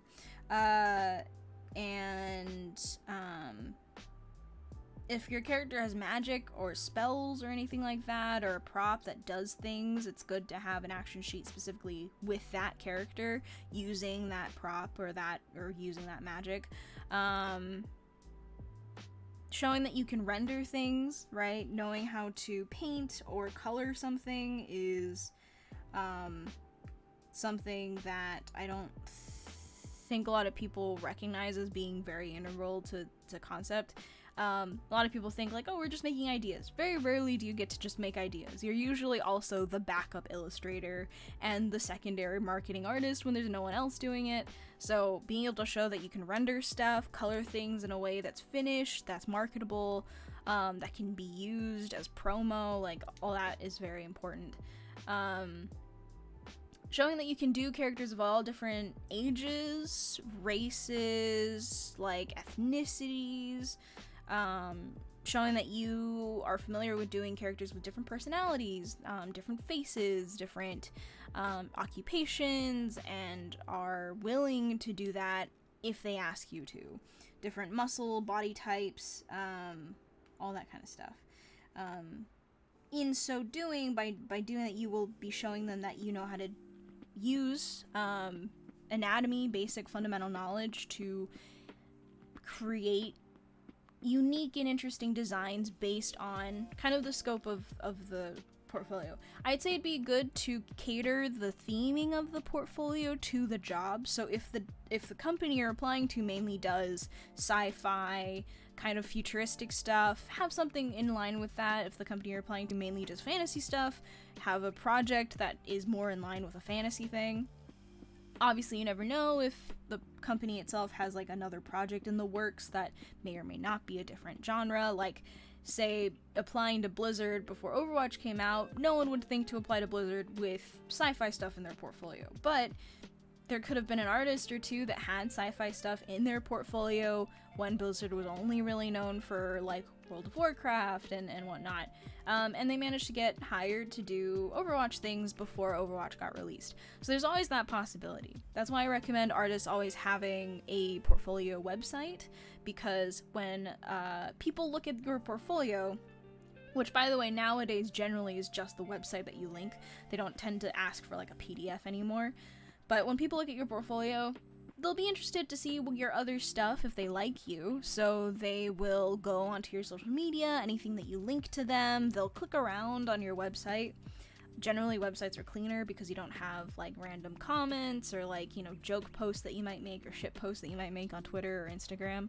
So I always recommend having a website, because then all of your stuff can just go on there. Your sci-fi projects, your fantasy projects, your more modern stuff, you can put on... I don't recommend putting up studies or anything like that, just like focus on the projects that you feel like are, you know, they showcase your abilities, they showcase your skills, they're current, right? That's important, making sure that your work is semi-current to a certain extent, if not on your website, then on your social media.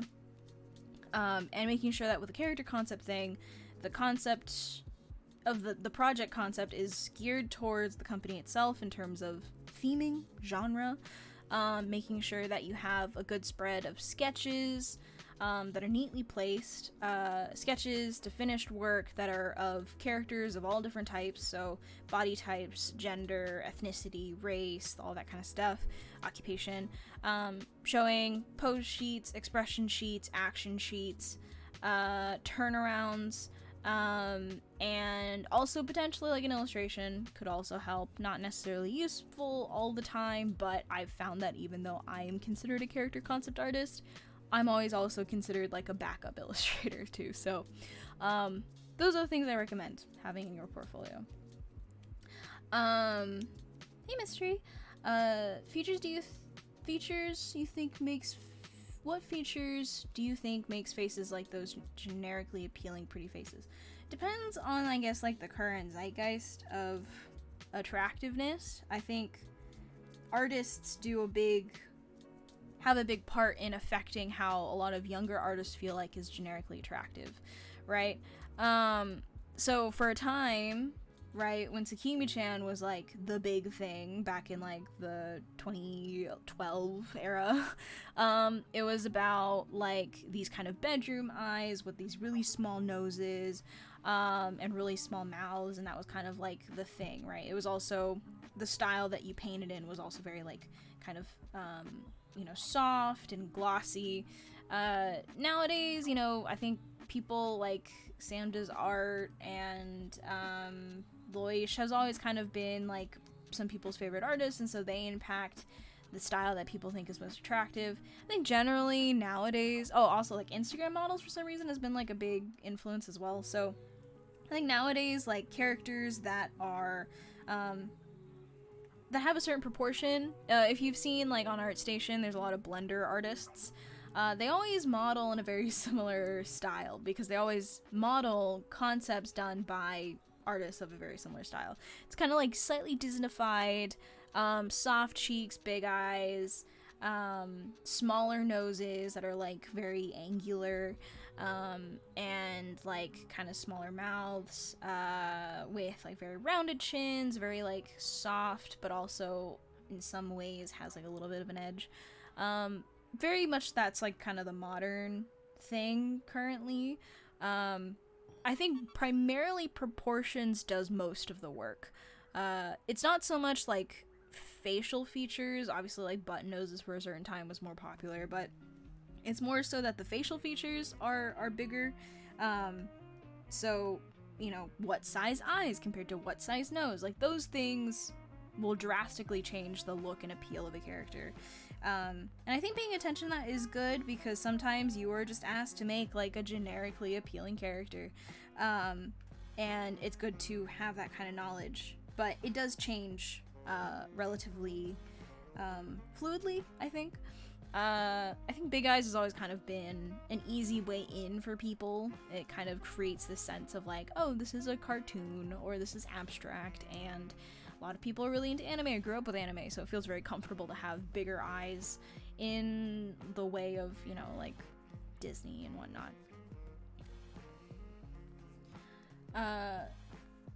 Where can we get these doodles and pieces when you're done? So a lot of these commissions, these like single characters that I do, I think some of them get posted on Discord, otherwise they're usually just sent straight to the person who ordered them. If you want like more doodles and sketch kind of stuff, I tend to post a lot of my casual sketches on Instagram in my stories, so they're saved on my profile, but they generally disappear after like 24 hours.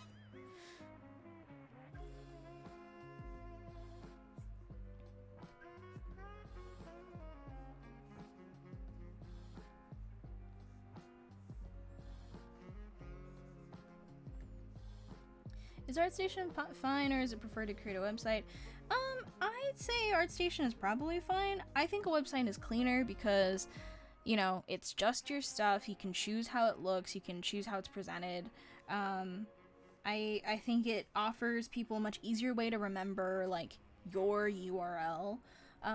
Because it's nice when people can just kind of remember what your website is called and pull it up versus being like, oh, what is that? What was their username on ArtStation again?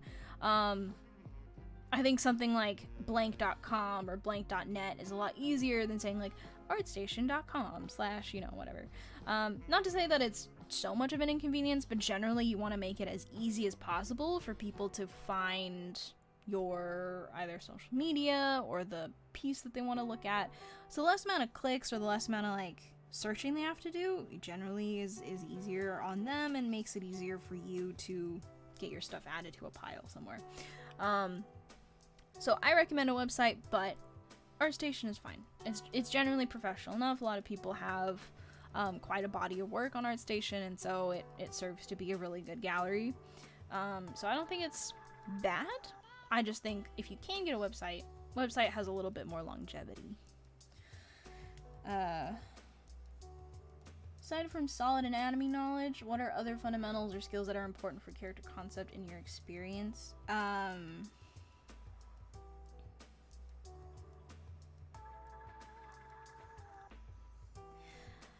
There's, I think, kind of like a sociocultural knowledge.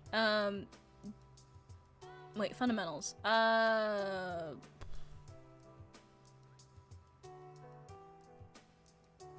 mean, there's kind of like the basics of like composing things, right? Similar to how like pieces are composed in like photography or compositions and stuff like that. I don't know if I would recommend cards, but that's also because I haven't seen it used well enough as a gallery. It is free though, so I guess see if it works, but if you can get like a different URL that doesn't say cards in it, that would be preferable. What was I saying? Composition. Yeah, like shape composition is just as big of a thing, you know, like knowing how to balance out a character is as important as knowing how to balance out a composition. Shape design obviously is big. I don't know necessarily if it's like a fundamental mode for the most part, but it is very important.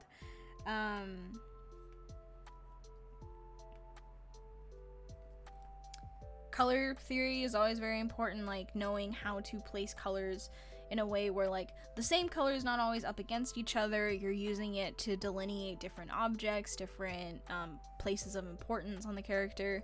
It's very useful.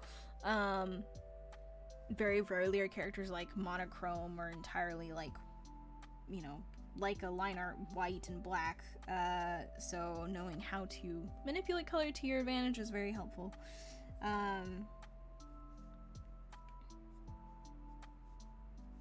Perspective very good as well. I mean, honestly, every fundamental can be applied in every context, but like perspective, very useful. Being able to draw characters in a way that can help sell the atmosphere, the vibe. Because here's the thing, right? Like, I think people they underestimate the idea that how you draw a character is as important as what you draw. Because a really good idea can be completely passed over because the way you executed it did not sell the idea enough. I've had plenty of designs get shut down or kind of rejected because the way that I drew it wasn't appealing, or the way that I drew it just didn't look as interesting as another sketch that had an objectively worse design.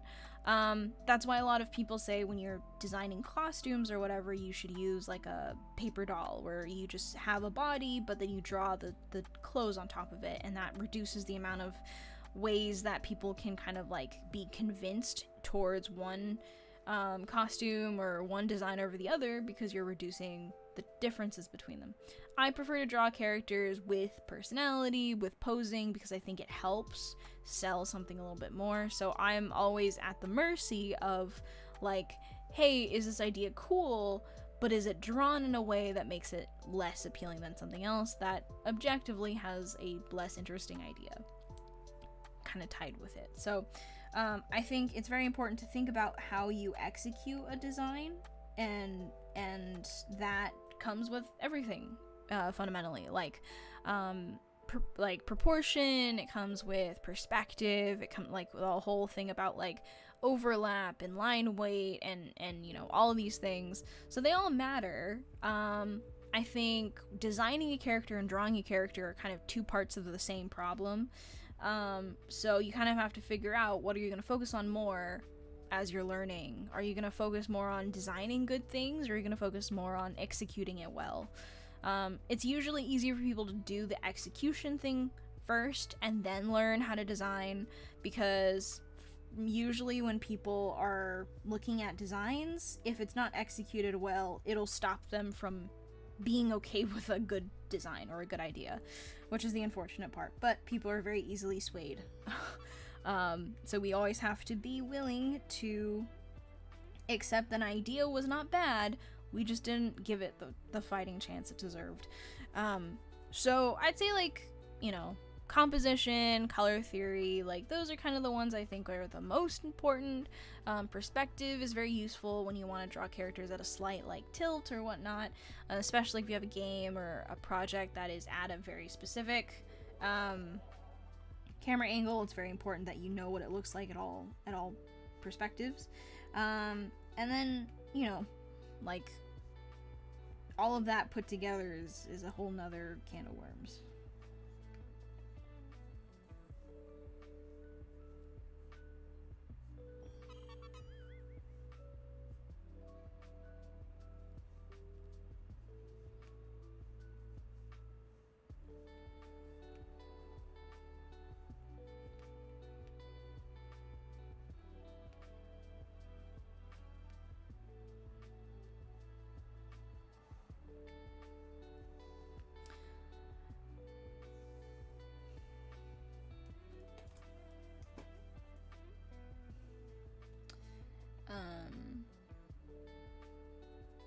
What canvas spreads do you use to make your lines look like that? I always use all of my canvases are at 300 DPI. I very rarely draw below that, very rarely draw above that. But I also draw at 11 by 17 inches or higher. Lately I've been doing 30 by 30 inches because my stuff will always look high res. It's 30 by 30 inches at 300 DPI is way more than I usually need. So it's nice. I like being able to draw at like a higher resolution.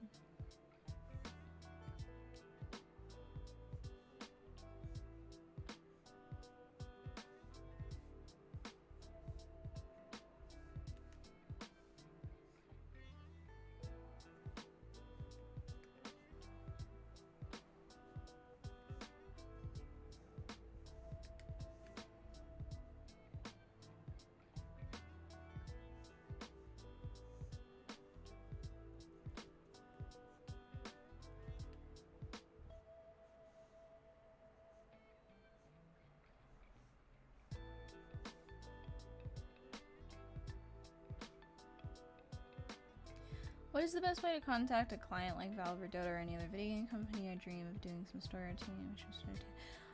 well, I didn't contact them. They contacted me, which is usually how I get most of my jobs nowadays. Putting yourself on their radar is a little bit hard when you don't know someone there. My old teacher worked there, and so when I added him on LinkedIn, everyone who knew him knew or saw me, kind of recommended occasionally. So there's that, right? There's the knowing someone, you know the person who knows them.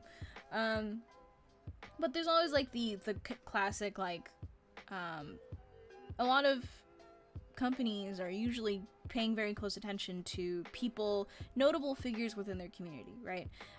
So fan art has been a pretty great way for people to get work, if not contract work, showing like a dedication to that company's like work and stuff, and being a big part of their communities. I've discovered is something that they pay attention to.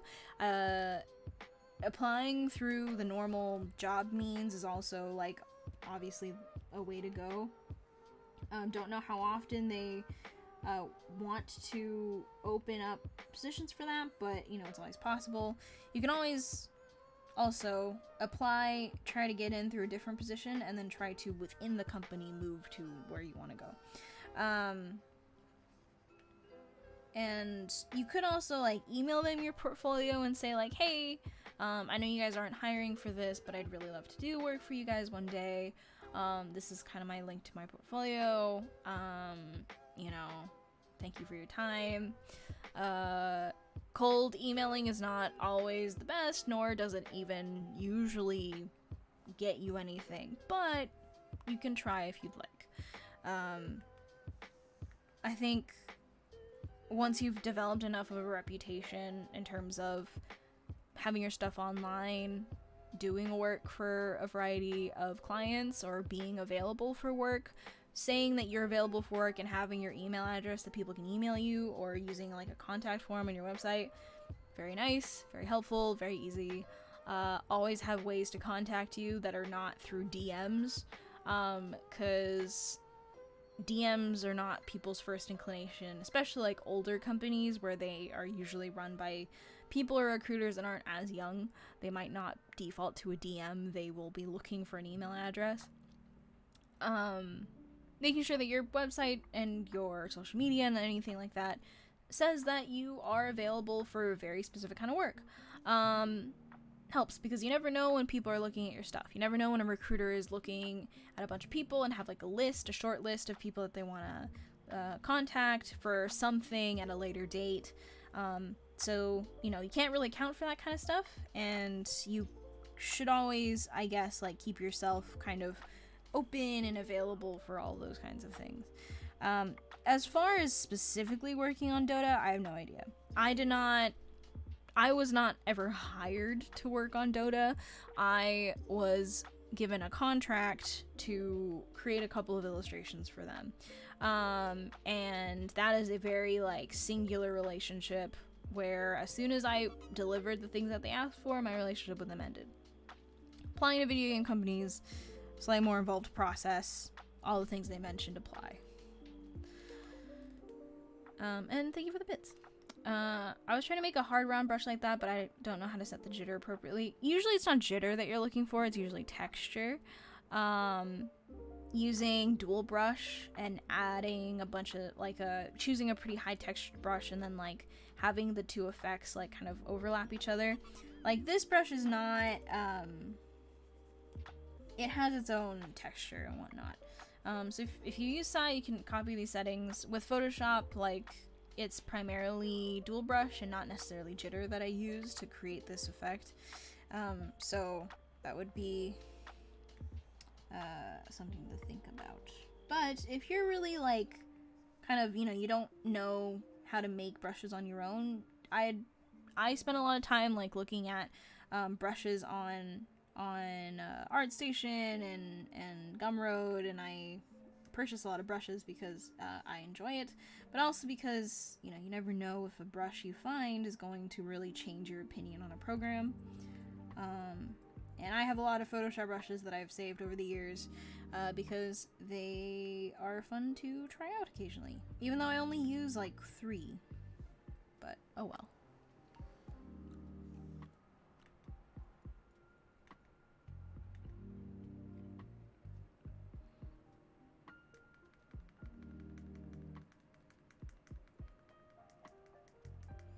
Do this on the wrong side.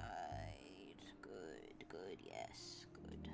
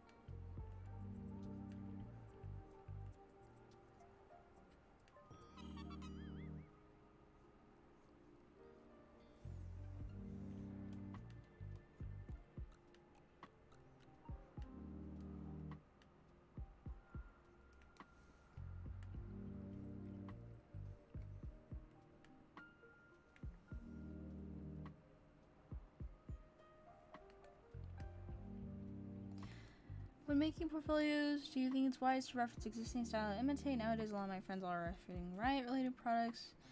Is having an outside influence interesting in the game world? Good. Yes, I'd say it is better.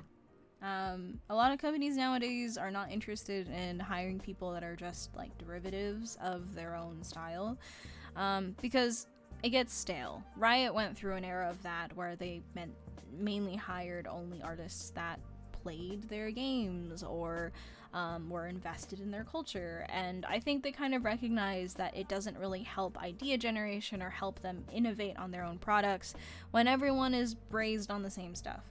I think it is really good for people to expand their interests, you know, follow artists that are not necessarily working at the place you want to work at, for one.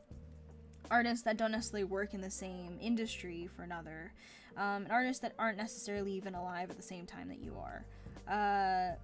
Not necessarily like traditional stuff, but even just referencing different eras, different genres of creativity, like architecture and history are all very good ways of innovating on pre-existing things. I think character designers should get into costume to some extent, or fashion, because I think it's good to look at what people have done in their own industries that we kind of take for granted, being that, you know, we design fictional characters, but why are we not looking at actual clothes designers and fashion history to inform us on like ways that our character designs can be more interesting or good?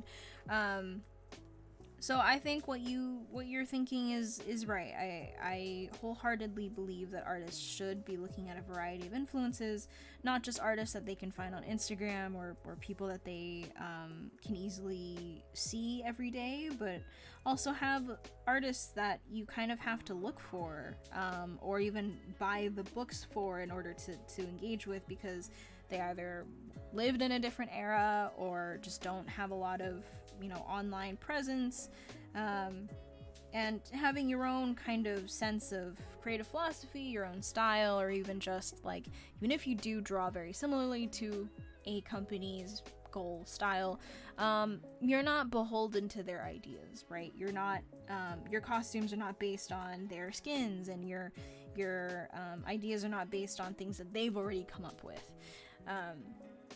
Any way for you to do that, diversify your creative library and whatnot, I think is always a good thing. Nowadays, a lot of companies will hire artists that don't even have much to do in games, or even you know, the field that they typically are hiring for. It's quite common to find artists that did not go to art school, did not you know, plan on being an artist, but picked up art at some point in their life and Ended up finding it, you know, interesting enough to continue it to some extent. And, you know, they find themselves working at these companies, one way or another. So, yeah, I am much more in your camp, I think, ultimately.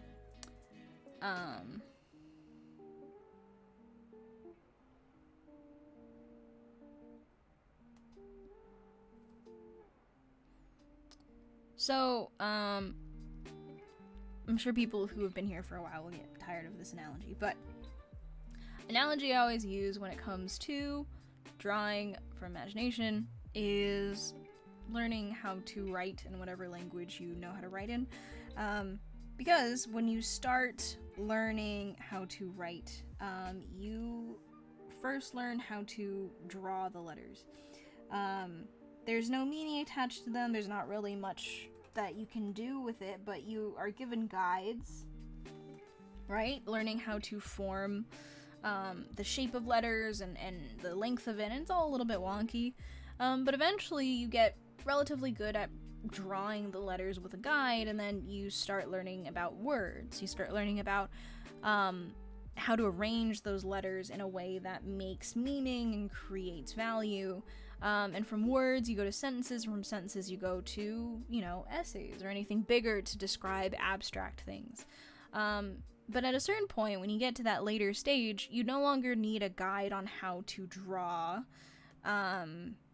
the letter. You don't need guides on how to make letters because you've gotten kind of used to the basic understanding of what these shapes should look like. You might have a handwriting style or even like habits that you have, but ultimately it's the same stuff. You're communicating in the same language. You know how to communicate something without needing a guide to draw or write the letter. So that's essentially what this is, right? I've gotten to a point where I have a basic understanding of the things that I'm drawing, so that without needing necessarily a guide to describe, you know, where this arm goes or what it looks like when it's in this pose, I can kind of skip over a couple steps because I'm used to it. I've been drawing characters for a very long time, almost like 20 years at this point. Or at least, actually, a little bit more than 20 years at this point. I understand the basics of, like, humans have 2 arms typically and 2 legs typically, and this is how they connect to the torso. And beyond that, I know that if a character is posing in a very specific way and the arms are bent in a very specific way, then I know, okay, well, if I'm gonna do that, how do I make it look more relaxed? I drop the shoulder on one end, I raise the hip on the other, I balance the weight, there's a counterbalance for that. Fabric, very similar thing. I know the basic understanding of fabric is affected by gravity. I also know that when it's, you know, being held up by something, there's tension that creates lines in the fabric that fold depending on the, you know, textile density, the weave, and all that kind of stuff. So it's using basic building blocks to then skip over steps that are now redundant, made redundant because you have this base understanding. If I can generally guess what the proportions will be for how long an arm should be or how long a limb should be, if I know that I'm going to kind of bend the back, then I know what perspective I'm gonna be drawing everything from. Like, all these things help me skip over the base step of just drawing out, you know, like a basic skeleton or whatnot. Not to say that I don't use guidelines when I need them. If it's a complicated pose or I need to kind of plan it with a bunch of other characters or props or whatever, and I'm not comfortable doing it just straight, then yeah, I'll use guidelines, because the point is not necessarily to draw without guidelines. The point is to get to a point where I'm actually, like, getting to the part that's important to me. At this point, drawing a human figure is not that big. It's not that, like, it doesn't have a huge or what am I trying to say? It doesn't take up that much of my mind while I'm drawing it, because I'm more concerned with how do I demonstrate their personality, how do I create, like, a sense of fluidity and rhythm in the drawing, how do I create, like, interesting shapes that's not, how do I create a silhouette that's cool, is this character faithful to their design, is this, like, pose in line with what I think they'd be emoting in this moment. So my problems have shifted because they've become less and less focused on drawing the thing, right? But there was a point where drawing the thing was the most important part of what I was doing, and so yes, I'd use guidelines at the time. But it's different now, right? And that's because I've had a lot of experience drawing characters. This isn't to say that you should necessarily, I think, aim to do this. This is just a byproduct of what I've done over the course of my career. But if you're interested in doing it, I think it's a very fun way to draw, personally. I think it's like, you know, a fantastic way to challenge yourself when you've gotten to a point of not needing guidelines. Because at every single point in time, I am absolutely winging it 100% of the time.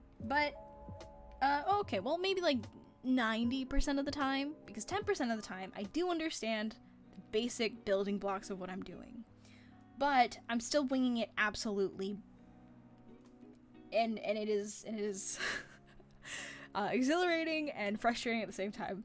But it's cool. I'd rather draw this way than, you know, spend minutes of my time drawing a sketch that I most likely will prefer over the final. And if I have, like, you know, the confidence to, so to speak, of like, well, at least I can give this a shot, then I'm gonna try to do that.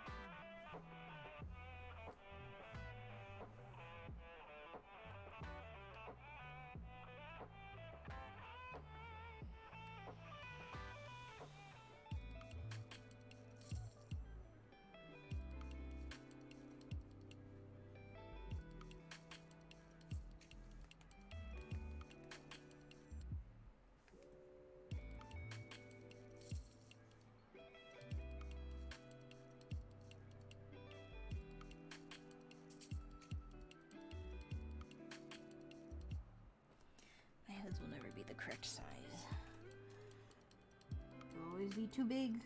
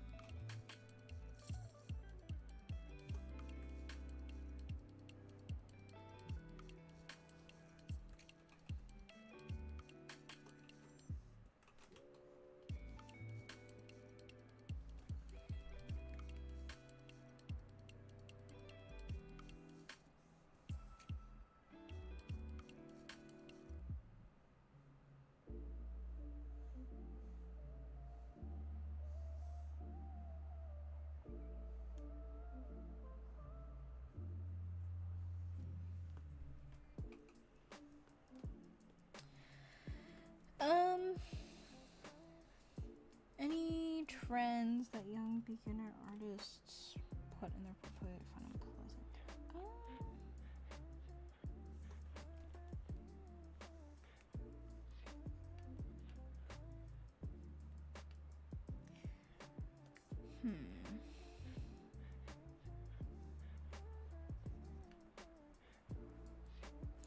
I guess, let's see. I guess a couple things. I think beginner artists tend to not value presentation as much as they should.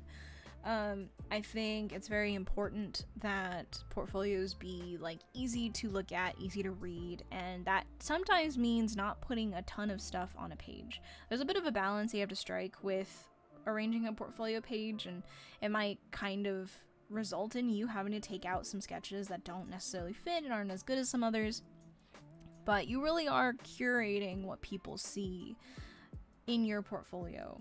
And I think it's very important that, you know, if you feel or if you want to arrange certain drawings or sketches or something on a page, you have to think about, you know, what's the most important thing that I'm trying to show with this page, and not so much, yeah, I really like this drawing, but it's not as finished as the other ones, but I really like it. You know, that's not nearly as important as making sure that everything on the page is there for a reason.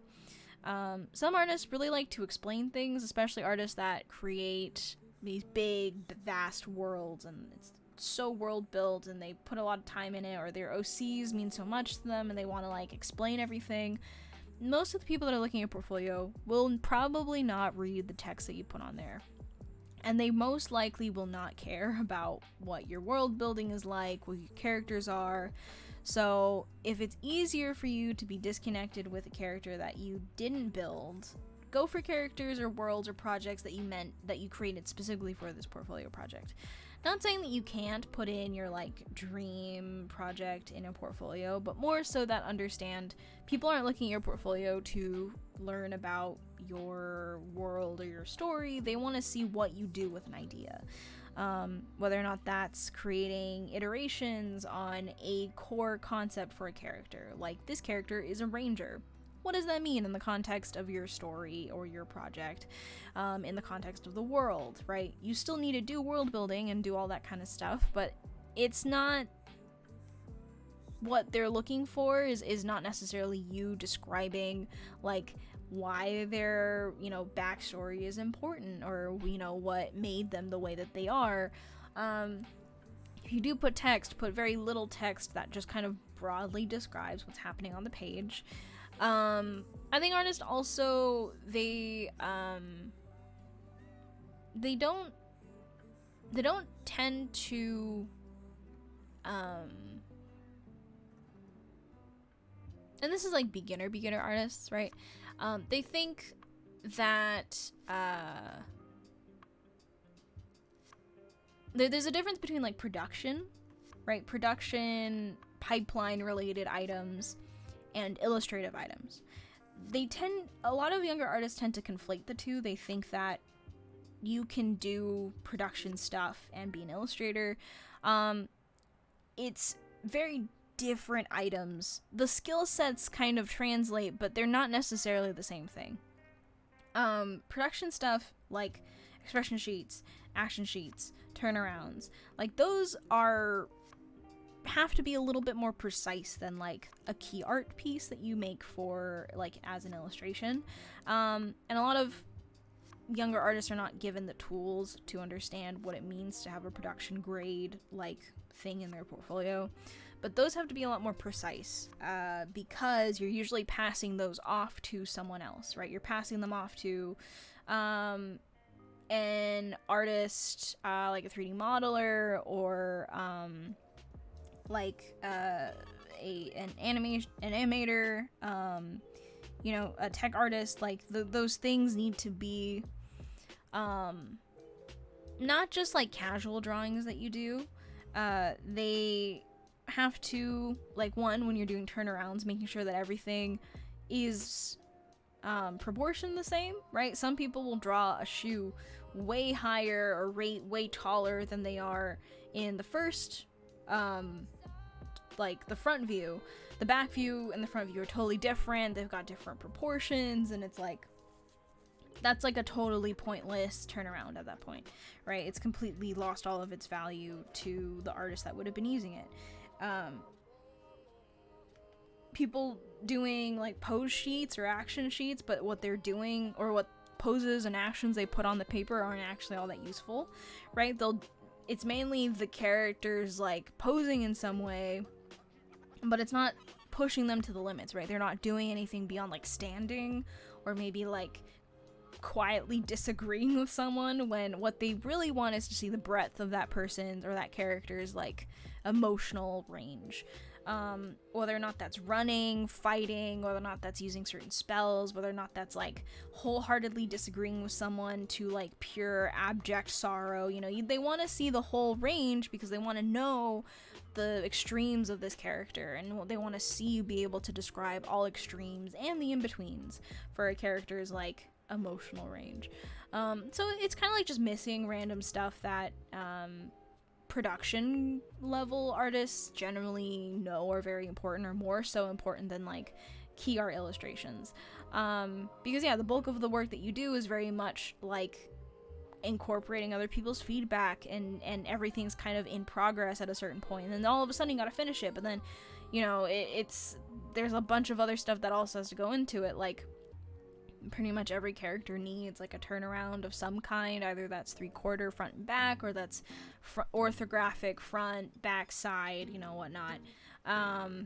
Pose sheets are always very helpful for animators, because it helps them have ideas about what to do for a character's moveset, like that kind of stuff. So you know, there's a variety of things, but I think it's, you know, there's maybe a lack of cohesive information about what younger artists should be putting in their quote-unquote production portfolios.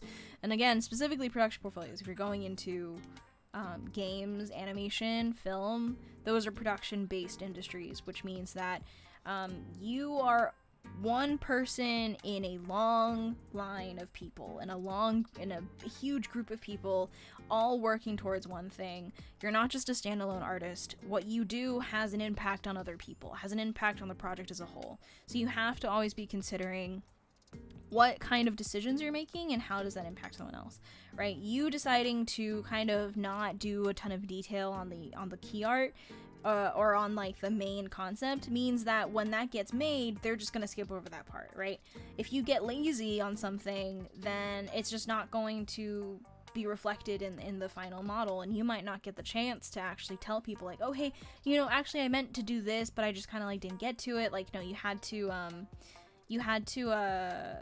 have to be very firm and very cognizant of what you're putting down, like what you're drawing, what you're delivering. All those things have an impact on like you know, what eventually will get made. And so if you go into production of any kind, right, any of these industries, it's important to understand like what are the materials that typically show up in the pipeline for your preferred industry, and to be very willing and ready to learn how to get to that stage, how to make them at a level that is clean, consistent, it's cohesive, like people understand it, and aspire to those levels. Thankfully, a lot of artists nowadays can like post production stuff, and it's like not super hush hush anymore. So you can get like an idea of what is expected professionally, of you quality wise, and those skills are very important. I've kind of been hired exclusively because of very specific pieces that show that I can do production stuff. Obviously, I used to be considered an illustrator, but nowadays that I do concept, it's like 2 or 3 pieces that I have on my portfolio that like are usually the reasons I get hired. Okay, let's save this.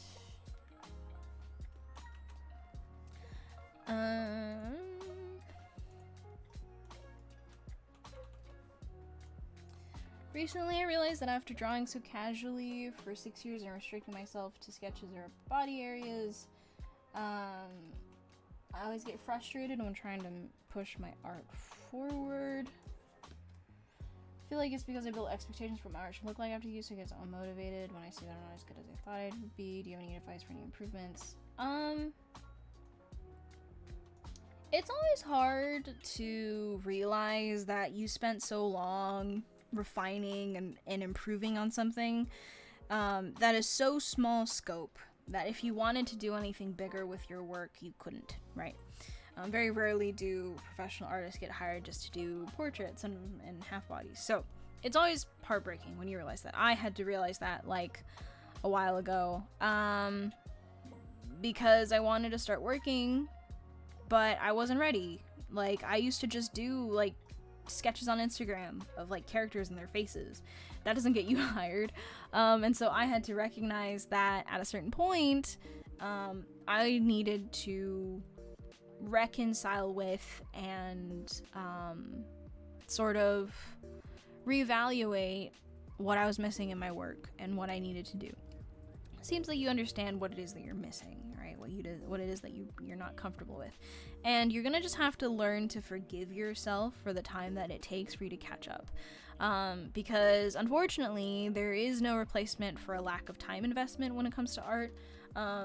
You know, obviously there are some people that can like make a huge change in like a year or 2 years. I'm not one of those people. I've been drawing for a very long time. My change has always been very gradual. I understood painfully, and it sucks still even though you understand it, that me not choosing to diversify the work that I did when I was younger puts me back in terms of what I could have been doing had I been, you know, smarter about it. But the fact of the matter is I wasn't, and so now I have to deal with the consequences of that. And you know what that means for me is I have to spend more time in between, you know, like work and whatnot, really trying to push myself out of like what I used to just do, which was just characters, right? And I still draw that to a certain extent. Like, you know, I still draw characters, but I try to draw things that have a little bit more props, a little bit more backgrounds, because I'm trying to push myself into thinking of scenes and environments and as part of the process, as opposed to just drawing characters all the time. I think it's important to keep in mind what it is you want to do, what it is that you want to reach, and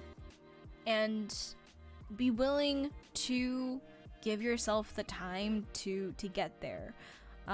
It's not going to happen like all of a sudden, because obviously you spent 6 years drawing one specific thing. Obviously you're going to be better at that than you would be drawing stuff that you didn't practice at all. But understanding that time investment's just not there, skill investment's just not there. You're going to have to subsist primarily off of like, okay, I need to take an objective stance on what it is that I am not good at, what it is that I still need to work on, so that all of these things can get to a certain stage of, like, all of, like, these skills can get to, like, kind of a similar stage, and then I can start improving on all of them at the same time. So that might be, like,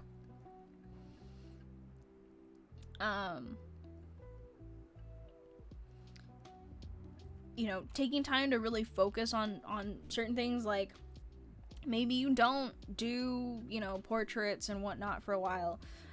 You focus primarily on just doing figures, full body things, poses that kind of prevent you from getting too deep into just drawing, like, you know, the parts you're comfortable with.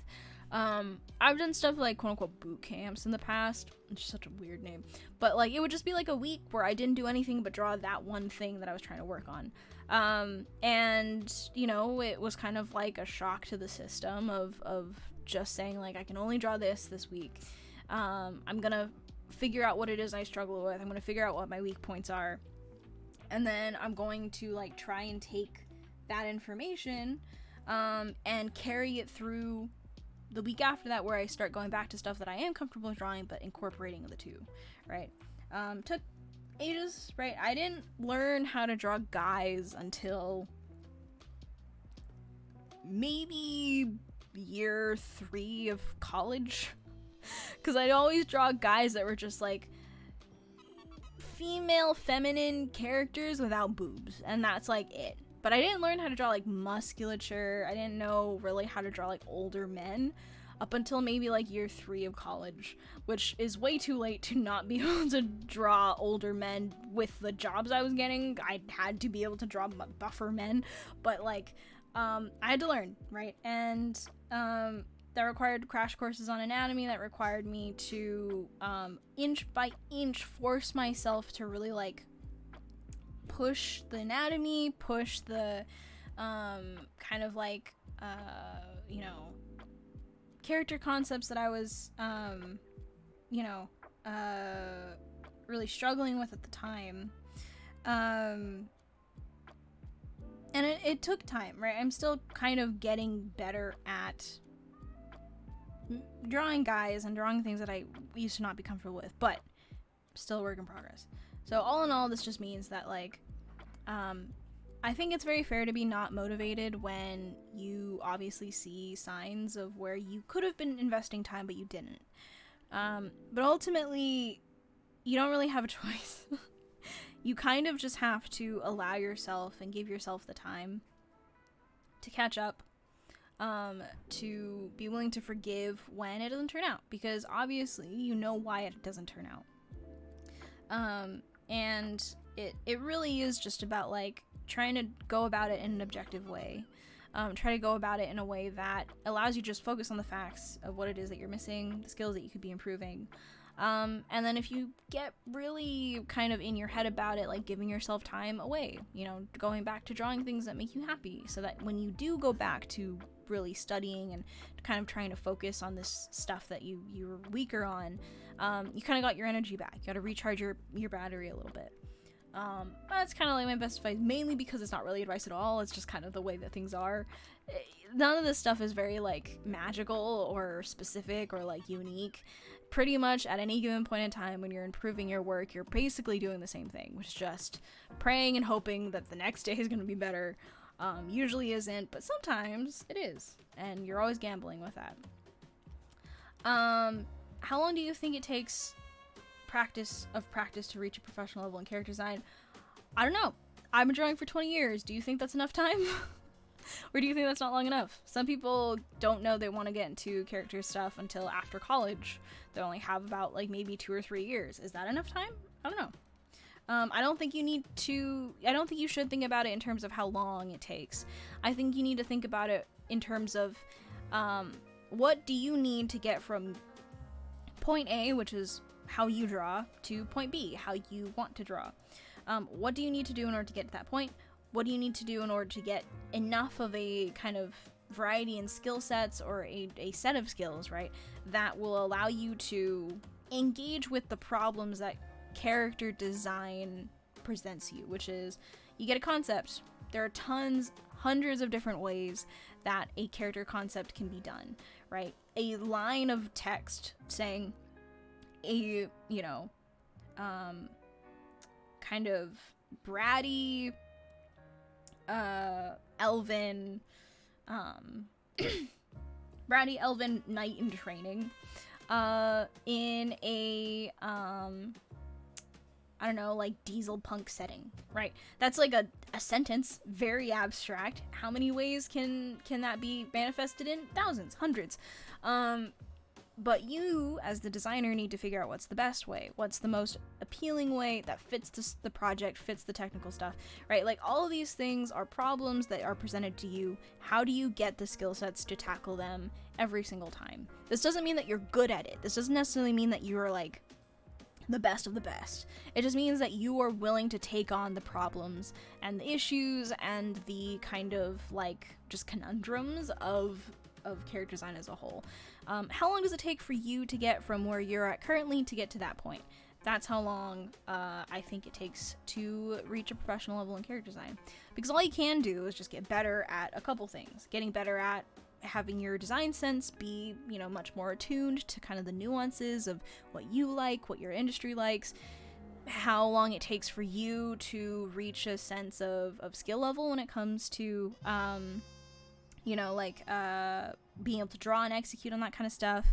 How do you take, like, your outside experiences and allow that to influence the work that you do? However long that takes is however long it takes, right? And I don't think it's necessarily about length of time. I think it's about application of information, which is, what are you missing? What are you lacking? What do you have? And how do you kind of take all of those elements, improve the parts that, you objectively know that you're missing skill-wise, and kind of reach a point in which you can answer these questions using the set of tools that you have in your tool belt. What do you recommend for people who have teachers who discourage imitating from other artists to basically drill finding your style instead? I think it's kind of weird that they want you to create a style from scratch without looking at what other people have done. What they want you to do is not be the same carbon copy of someone else, right? That's what that's just what they don't want you to do. But it's kind of like, that's only one problem. I think basically it's just kind of the growing pains of being an artist. At some point in your life, you're going to be a carbon copy of someone because your whole world is like, this artist is the best. There's no other better artist. I'm gonna follow this artist till the day I die, like, want to learn how they draw. And then give yourself 5 years and you're gonna look back and you're gonna be like, why did I like them so much? Like, I don't know. So I don't think that's necessarily tackling the problem. What they want you to do is broaden your perspective so you're not always looking at the same people or the same person for all of your creative problems, right? You're not trying to find all your answers in the same place. That's what they want for you. I think it's very weird to force people to have their style when they're still learning how to draw. I think it's kind of a very weird mismatch of intentions. Style comes with improvement. It comes with you learning from a ton of different artists. Over your lifetime, you have different experiences, work in different industries, you encounter different people and come to different conclusions. All of those things impact your ability, your skill set, and your style in which you communicate. And people that grew up with different manga than I did, different anime than I did, or different movies aren't necessarily going to have the same kind of conclusions, even if we ultimately learn from the same teachers, went through the same school, all that kind of stuff. So I think it's very strange for them to be drilling you to find your style. Honestly, I'd say do the work that they're asking you to do, but don't worry about it too much. Your style will change inevitably throughout your life. At a certain point, it gets to be a little bit more consistent. But it's essentially just the culmination of a ton of different decisions and things that stuck around, right? I've tried out a lot of styles. I still draw in a lot of styles, and that's because I like testing out different ways of stylizing things. I like practicing it because it's interesting for me to draw in a couple different styles. But ultimately, they are all informed by the artists that I follow, the things that I've watched or consumed in my life, my personal tastes and preferences for when it comes to a visual like look, and that changes from day to day. But ultimately, I do very similar things, right? Like, you know, I have the reason why people can recognize quote unquote your style is because you ultimately make very similar decisions, right? And that might be the proportion of your faces, that might be how you draw certain things. Like, I have a very specific way of drawing knees, and I have a very specific way of drawing hands or whatnot, and so that will help people recognize your stuff, and that's ultimately what style is. So I'd say don't worry about it. Your teacher's kind of weird, but do what you gotta do to get through that class and you'll be fine.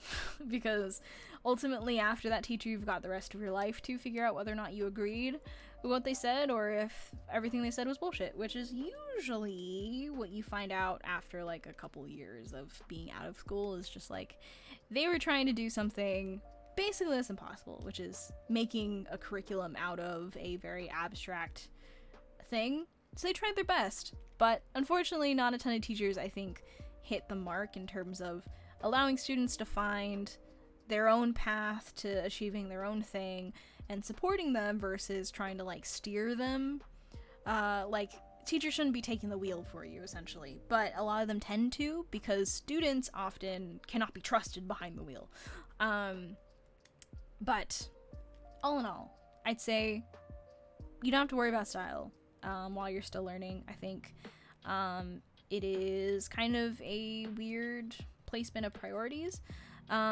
Just focus on, you know, getting your fundamentals together, getting your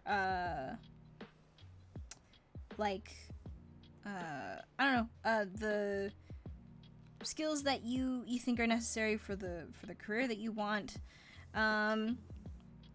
and just focus on the small stuff, right? Things that are right in front of you. When you're a student, that's all that really matters. And all this other stuff like style and you know, creative philosophy and like your visual library, like all that kind of stuff will come to you later on in your life as you develop as an artist. So yeah, I think students get a lot of like stress about this kind of stuff, but it really shouldn't be all that I don't know, it really shouldn't be all that dire when you're a student. I don't really think it's necessary. But yeah. I think I'll end it there. Thank you everyone for asking questions by the end. It was very, very nice getting to just kind of like, I don't know, end it that way. Obviously, you had to stare at a very static screen for a bit, but y'all are very lovely and kind. Again, I will not be streaming for the next like month, basically, because I will be moving. I will make sure that we have like dates for when I should be able to come back to streaming. If you are part of the Discord, you'll definitely get a notification for when I get back. Otherwise, thank you for coming by. Thank you for sticking around. Thank you for asking questions and chilling with me. It's been, as always, a lovely time getting to hang out with all of you. But yeah, so feel free to join the Discord, and you'll get a notification for the next time that I stream. And take care of yourselves. Make sure that y'all are healthy, and I hope you get to do something that you enjoy or makes you happy in the coming week. And yeah, I will see you all in August in a little bit. And hopefully we'll get back to what we were doing before. So thank you everyone. I love you all so very much. And I will talk to you all next time.